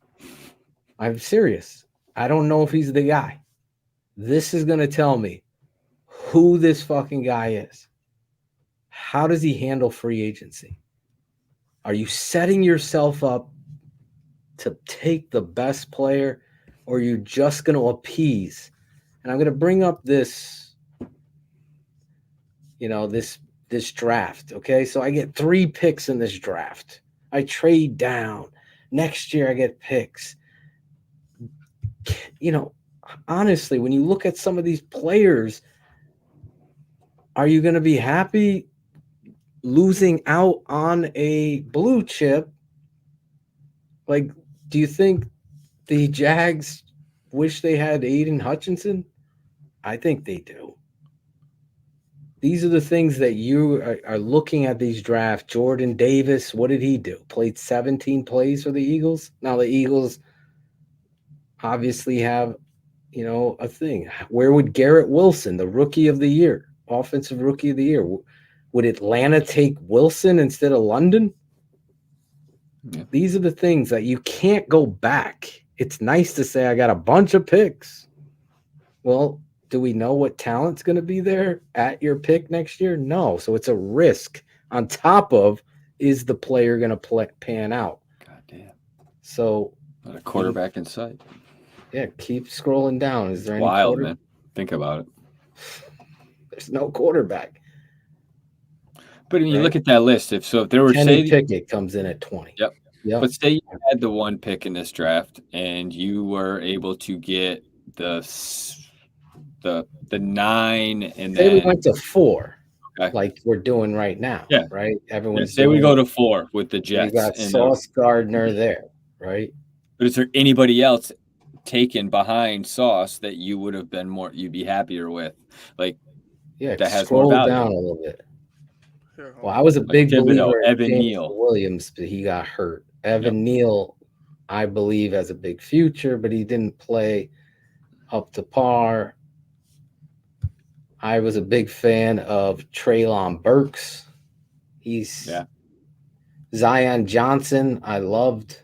But again, am I taking him 4?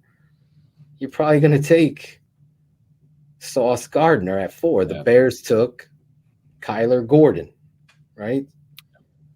So in this mock exercise, that would work out. And you would get the defensive player of the year, right? And say you got a 1 for this year's draft from the Jets. So the Jets, where do they pick now? The Jets pick 13. The Jets would pick 13. Yep. And then I still have a Kenyon Green. I'm a huge fan. He played really well. Zion Johnson, I was a huge fan of. So now you're helping the offensive line there. So there's some merit to that draft. But again, this is the chance you got to take. You gotta take these chances. Benjamin knows. I probably would have been fighting my fucking balls off for Linderbaum and had a center in there. Fuck, you didn't even see that video of Slater squatting 495 pounds. The Chargers put out today on their Twitter. Before the draft at his pro day with all his teammates behind him. It was fucking insane. And he front squatted it. It was just mind blowing. Slater. Yeah. Anyway, we can go back to this, but that was a good little exercise in value, worth. You also did a great job in defining that, Jackal. hopefully that's where the Bears are coming from. Worth. Yeah, To because Ivan's point, I got to be very confident in this draft class and next year's, hopefully, that you are going to get a bunch of players. Like, free agency is going to be the definition of what it is these guys are going to do. Because if they go all out like I think they're going to, and they plug some holes on the offensive defensive line and throw Tremaine Edwards in there or Alex Anzalone at middle linebacker, then all of a sudden now you're able to make sure that you go into the draft with a huge plan, whether that be get a big trade down or whatever. And I think he's going to prove his worth, this GM, because never in the history have we seen a GM have the first overall pick. If you're just tuning in, we had the great Steve Edwards on the show earlier, and Shane Marsaw's internet went down tonight. So this is what I was talking about, where I've seen this before, but it's an evaluation for draft picks and what they're worth. And so if you're looking to trade draft picks, these are actually Is like the Jimmy Johnson value board, or it's is this similar. It's the another? Harvard Sports Analytics Okay. version of it. And so, but it just, this is what you can see what picks are worth to certain people if you were trying to quantify that. I don't know if anyone can read that, but you know, it's Hard to read. Can you zoom? There you go. But like, you know, in the first So round, round one is 3. Yeah, this is like the Jimmy Johnson. So Yeah, 3,000 points. and so that's where the picks are worth. But then you have to see what your players are worth, where they fall into those, your grades, your buckets, the whole not. I think, and Poles, I think, is playing this to perfection, in my opinion, having the position that he's in, sitting atop, kind of just slowly letting the dribs and drabs of the information come out through the media and what he wants to do. And I think he can't overplay his hand, because it'd just be fucking, you and I could do that. We could negotiate right now, I think, where he's sitting, because the toughest part is nailing the draft picks, though. If you want to get all these picks, you want 17 picks in a draft, you need to fucking hit on at least 40% of them to have some success on your season, because it's really hard to hit on players in the NFL. And so I really, you know, if everybody wants to trade down and acquire all these picks, I just be careful of having so many, you know, so many chances, because it just leaves you also with the opportunity of missing. So you turn to your scouts and you rank these, okay, the guards, the tackles, and you value them based on your board, where you believe they're going to be drafted in, and you put your whole big board up there. Then comes your ranking. And now you've had the meetings with them, you've got the medicals, you've hit free agency very hard. So you've filled the pillar pieces that you A, have to spend, and B, have an idea of your weakest spots and where does free agency align with those. You know, if they put a tag on Orlando Brown, that's that. Just like Daron Payne, everyone was believing, including myself, that Payne was coming to Chicago. Now it's done. The plan has to change. Yep. Now you got to go a different way. Now Jalen Carter gets a warrant out for his arrest. What's that going to turn? You, as Ron, the Chicago Bears, Carter's off your board. There's just no way you can have the first overall pick, have questions in regards to this guy, A, public, you know, questions, PC stuff, then B, have the question of his work ethic and taking plays off that goes against your loafs hits philosophy on top of it. So he's done. He's off your board. So he's no longer in the equation. And for all we know, they love my guy Paris Johnson from Ohio State more so than anybody believe, right? Or they love, you know, Breesy, who's a fucking filthy animal at defensive tackle that has had some injuries, but they love him. Or they love my guy Clancy, and they believe they can get him and trade down with Carolina. And they believe that he's better, right? I just always remind TJ Watt, where did he get drafted? 19th? JJ Watt, 10th, 11th. Yeah. Let's go. What did Strahan go? Oh, jeez. You know, you look at these passers, they could be found. Our guy, Chandler Jones. Strahan was 40th. Chandler Jones, he went where? Right before the Bears. Or the Bears took Shea McClellan and passed on Chandler Jones. These guys, like, redrafting these things would go different. So you got to hopefully have the right scouts. 21. The right people. 21 was who? Chandler Jones. Holy shit. Chandler Jones went 21. Still playing, by the way, Jackal. Playing well. Shea. Where's Shea? I really had hope for Shea. I'll be honest. I thought Shea would be better than he was. And then he became the Stay Puft Marshmallow Man. He's soft as a pillow. But if I had sat down with Shea, I would have known that. That's the thing. That's the thing. Shea flashed some bend and talent off the edge. It's going to be interesting, needless to say. I think we had a really good discussion. I think how much more time in this polls presser is there? Another 8 minutes. What do you think, Ivan? You're the producer, super producer. Shout outs. How do you guys feel?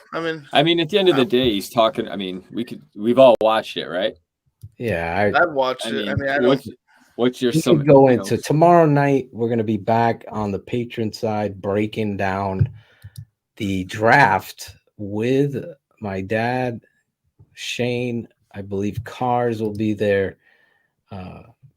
Draft mob. Sign up, become a patron. Pitt defensive tackle. One of Draft Dr. Phil's favorite players in this draft, Kalijah Cansey. And then Army defensive end, Jalen Carter. Army and the military academies and all of them, Naval, West Point. I know Ivan, go Navy, right, Ivan? Cocaine Bear over there? All the way. They have waived I agree, Logan. The ability to look at and have to serve. So you can go into the draft now and immediately play in the NFL has been a new rule put in place for the military academy. So yeah, fuck the Red Sox. Jalen Carter. They drafted a few years ago. Pissed me Why are you bringing up George Kittle again? You just want to just destroy. Did you see Will Anderson? Did you guys? I missed the first 20 minutes. Did you guys talk about Will Anderson in his little interview talking about after meeting with Chicago and how like he was excited about it and just so they got something special going on over there? It was just a great. It was just a great Khalil Mack being his soundbite, his idol. You know, someone he looked at. Yeah, Greg Braggs had a question with him. Greg, little superstar over there.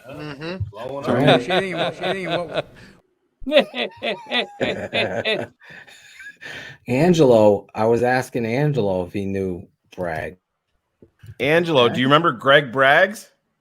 No. Oh no, Angelo. So funny with no facial hair.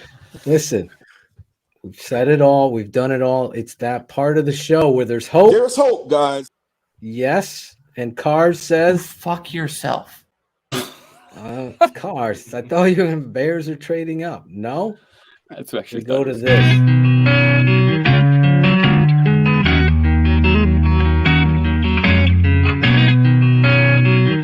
Shout out Tape Never Lies. Shout out, I know you hear me, baby. Shout out, I know you see me, baby. Shout out, we gotta holler at you. Keep it 100 crew, gotta show love too. Shout out, I know you hear me, baby. Shout out, I know you see me, baby. Shout out, we gotta holler at you. Keep it 100 crew, gotta show love. From the fans in the stands to the follows on the gram. Thanks for your support, show showing love in the DM. We stay Spencer strong, fight together till the end. Now it's time to shout out worldwide friends and fam like The network that keeps it real, 100 crew. So many in the world that I gotta show love to. But some this part signal show is at its end. But for me it's so important to thank the charter members and the fans. Built the network, speak the truth through the tape. Never run around the truth, no narratives we create. Set them straight, no bubble screen on 4th and 8. Claudio Jane getting nervous cause keeping them up too late. That's it, no more to say they get the shot of vital. But hurry up cause the postman's getting homicidal. shout out. I know you hear me, baby. Shout out. I know you see me, baby. Shout out. We gotta holla at you. Keep it 100 crew. Gotta show love too. Shout out. I know you hear me, baby. Shout out. I know you see me, baby. Shout out. We gotta holla at you. Keep it 100 crew. Gotta show love too. The network that keeps it real. Stress is strong.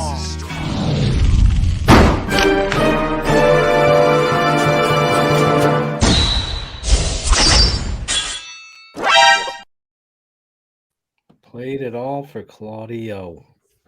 Claudio the barber. So serious at the end. It's like, what the? Why so serious? Why so serious? Jinx. Claudio the barber, one of your epic performances again. Yes, it was good. Claudio. I gotta tell A you. lot of fun. You caught me on the phone. But Caught you on the phone. that's it. Hey, Nothing else I can say about that. I but fucked your mom. It was funny. I fucked your mom.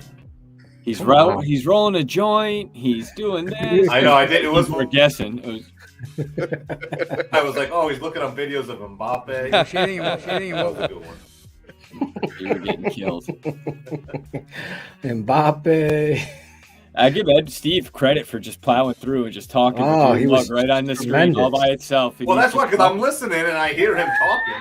So I'm just like, cracking okay, up. They're talking. I'm on my I phone. couldn't stop And then I laughing. see the text. Hi, Claude. I'm like, I was hyperventilating in the bag. That shit was Oh, hilarious. that was Yeah, so you were funny. crying. That was good. I was crying. Tears coming down. Classic moment in this history of this show is you. Let's start with you. You got any shout outs? Shout out you guys. It's always fun. Obviously, it's always a good time. Always great guests. And the fans, the people in the chat, just always keeping it 100. And always, I love the back and forth between you guys arguing. And Bears fan of love was out there saying some crazy shit tonight. So Yeah, shout out to him. Who He is was saying that? some- I don't know who this dude is. Who but is I he's- thought it was you, Claudio. No, I don't That's know. what who you were this guy is, typing. but it's all right. He's He's gonna put getting, his ass in timeout. he's getting people Sharif's fired here up. to block Shane his is ass. pretending to have internet issues. Yeah, that's it. Bears fan of BFL. love. Wanted There to it go is. back. You might be right, actually. That might be the only thing you were right about. It's like, my internet's down. Yeah, Shane said the wait time for his internet was like 1:30 a.m. Yeah, 1:30 or something like that. He's like, so that's a night. That's it. See you tomorrow. Should be sleeping. Smart. Just go to bed. Claudio, So we that's do it. this every week, even in the off season, keeping it 100. I'm trying to link up a next week's show. Do we have anyone on the I'm waiting to schedule? hear back from Dr. Reicher. I know we're going to have one doctor on. Jim Larison is Dr. Jack Brown might be coming on. Dr. Jack Brown is a body language expert, and he's going to look at Justin Fields and Ryan Poles and Eberflus and kind of see if they're lying. Well, that's or they're Hold on a confident. second. That's Hold on. one I of was those looking, things- you shut up. I was No. looking for it. you asshole. Oh, you're gonna put the comment? I was up? going to bring the comment up. Yeah, Bears fan of love was like, oh yeah, Poles is full of shit. You can see him. He's Look at going him side to rocking side. back and forth. He's got no So he's balls. saying his man Maybe that's rocking back and Doctor. forth. Is I'm that gonna Dr. ask that Brown? doctor that. Is that you, Dr. Brown? Dr. Brown could I have her. is Bears fan of love. It's like a ride at the amusement park up in Illinois. Is he onto something there? We'll see. I literally said, is this guy behavioral fucking He could psychologist? be. He dude? could. Jesus Christ. Could be right. Jackal, speaking of behavioral psychology, Oh man. Do you have any shout outs? Shout you guys out. I know everybody here has a lot going on outside of Chicago Bears world in the TTNL Network. So I do think about all you guys. I hope everything is going well with the families.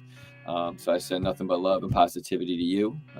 But also shouting out anybody, in regards to shout out, just reach out to somebody that you're thinking about. I know I say it all the time, but you never know. A lot of fucking wild shit going on in today's world.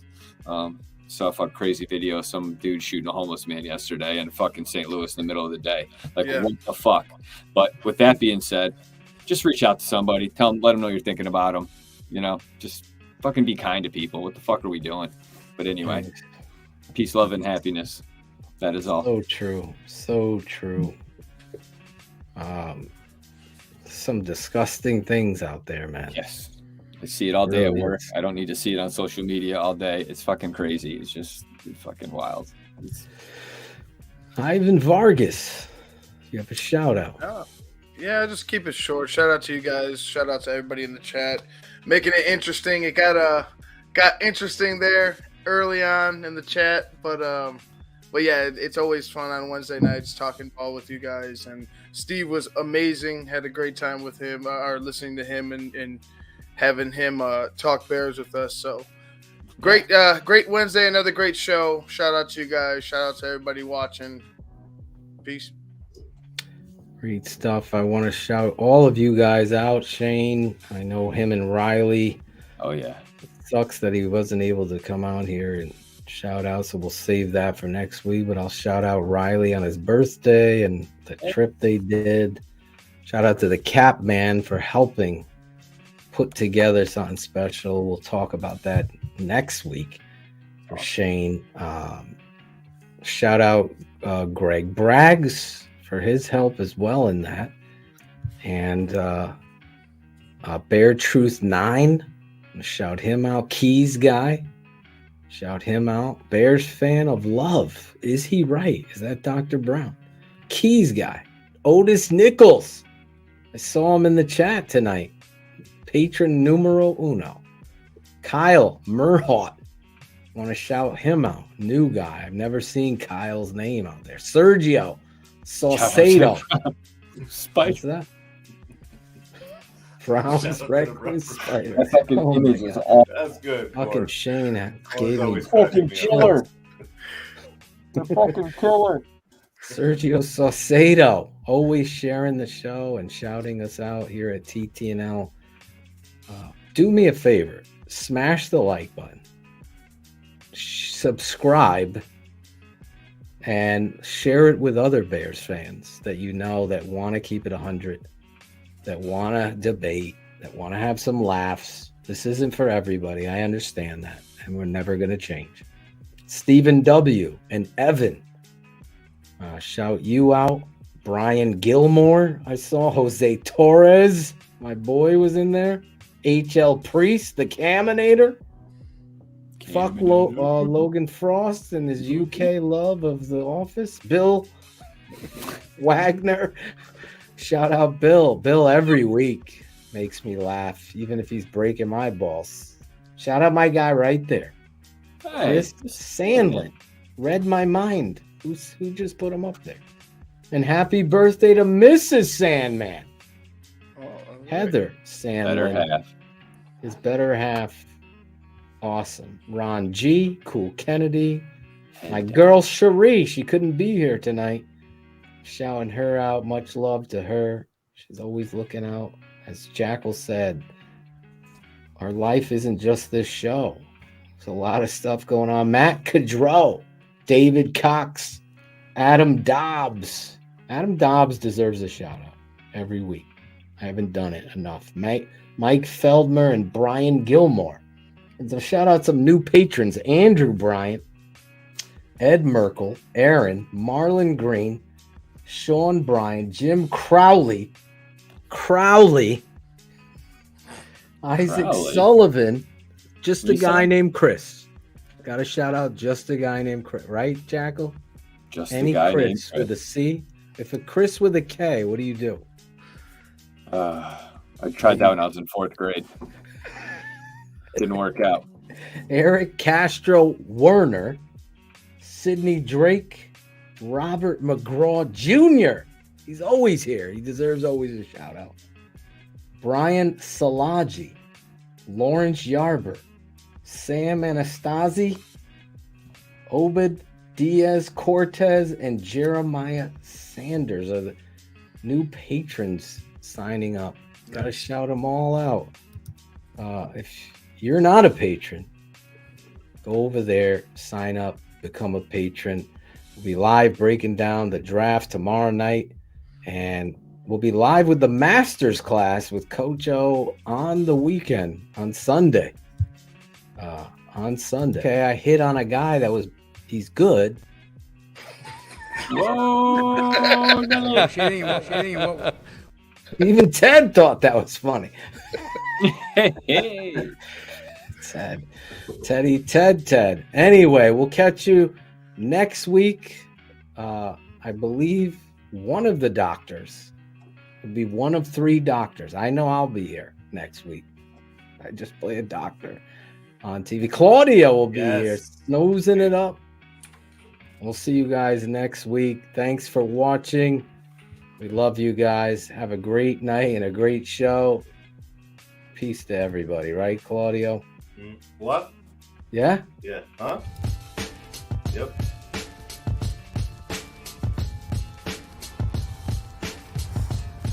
The tape never lies. Hey, fuckers. This is Brian Erlacher, and I'm keeping it 100 on the Tape Never Lies Network. The tape never lies. TTNL, the tape never lies. Tape never lies. Are you friends with Adam Ray? I am. Come on. Phil. Could you hear me? You guys know the tape never lies. Give me some name. Come on, Shane. Tape never lies network, man. Tape never lies network. Maybe tune in. I'm a born American boy. Born in this land. I tell you what, man. Tristan Abner, I tell you what, man. Could be better in the open field. That's all I said. Brenton Gill's the fucking new punt god. I fucking love it. I love it. I grew a goatee because the only way people knew that I had actually gone through puberty is his hair either had to be here or here, and that was it. These guys will tell you the best abilities is availability. Best ability isn't availability. It's accountability. You fucking nerd fucks. There you go. Yep, I'm liking it. Fuck yourself. Blame it on the bubble wrap. I love all. Jim Larison is faster coming out of the end zone than I see Ebner. It's pretty true. I mean, that's true. The tape never lies. Yeah, exactly. Who's gonna rise up? Jeepers creepers. I'm good. I'm feeling good about this week, man. I'm excited. Yeah! And when we go, I love all. That's gonna get old. Good, man. That's good. More podcasts we listen to during the season and during the off network, baby. Sure. Have you watched The Matrix yet, dude? The tape never lies. So, man, I fucking fucked up. But The tackle did the grave digger on my ass. I was like, Oh, man. Claudio hired him to draw logos because he's unemployed. Ours was also supposed to be named after Dionne Warwick. That's so strange. Give me some fucking names. You know how cold it is here, guys? I'm doing this for you. I'm doing this for you, you know. I got it up. Watching the Tape Never Lies Network, what her face can't. She gotta work that ass for daddy.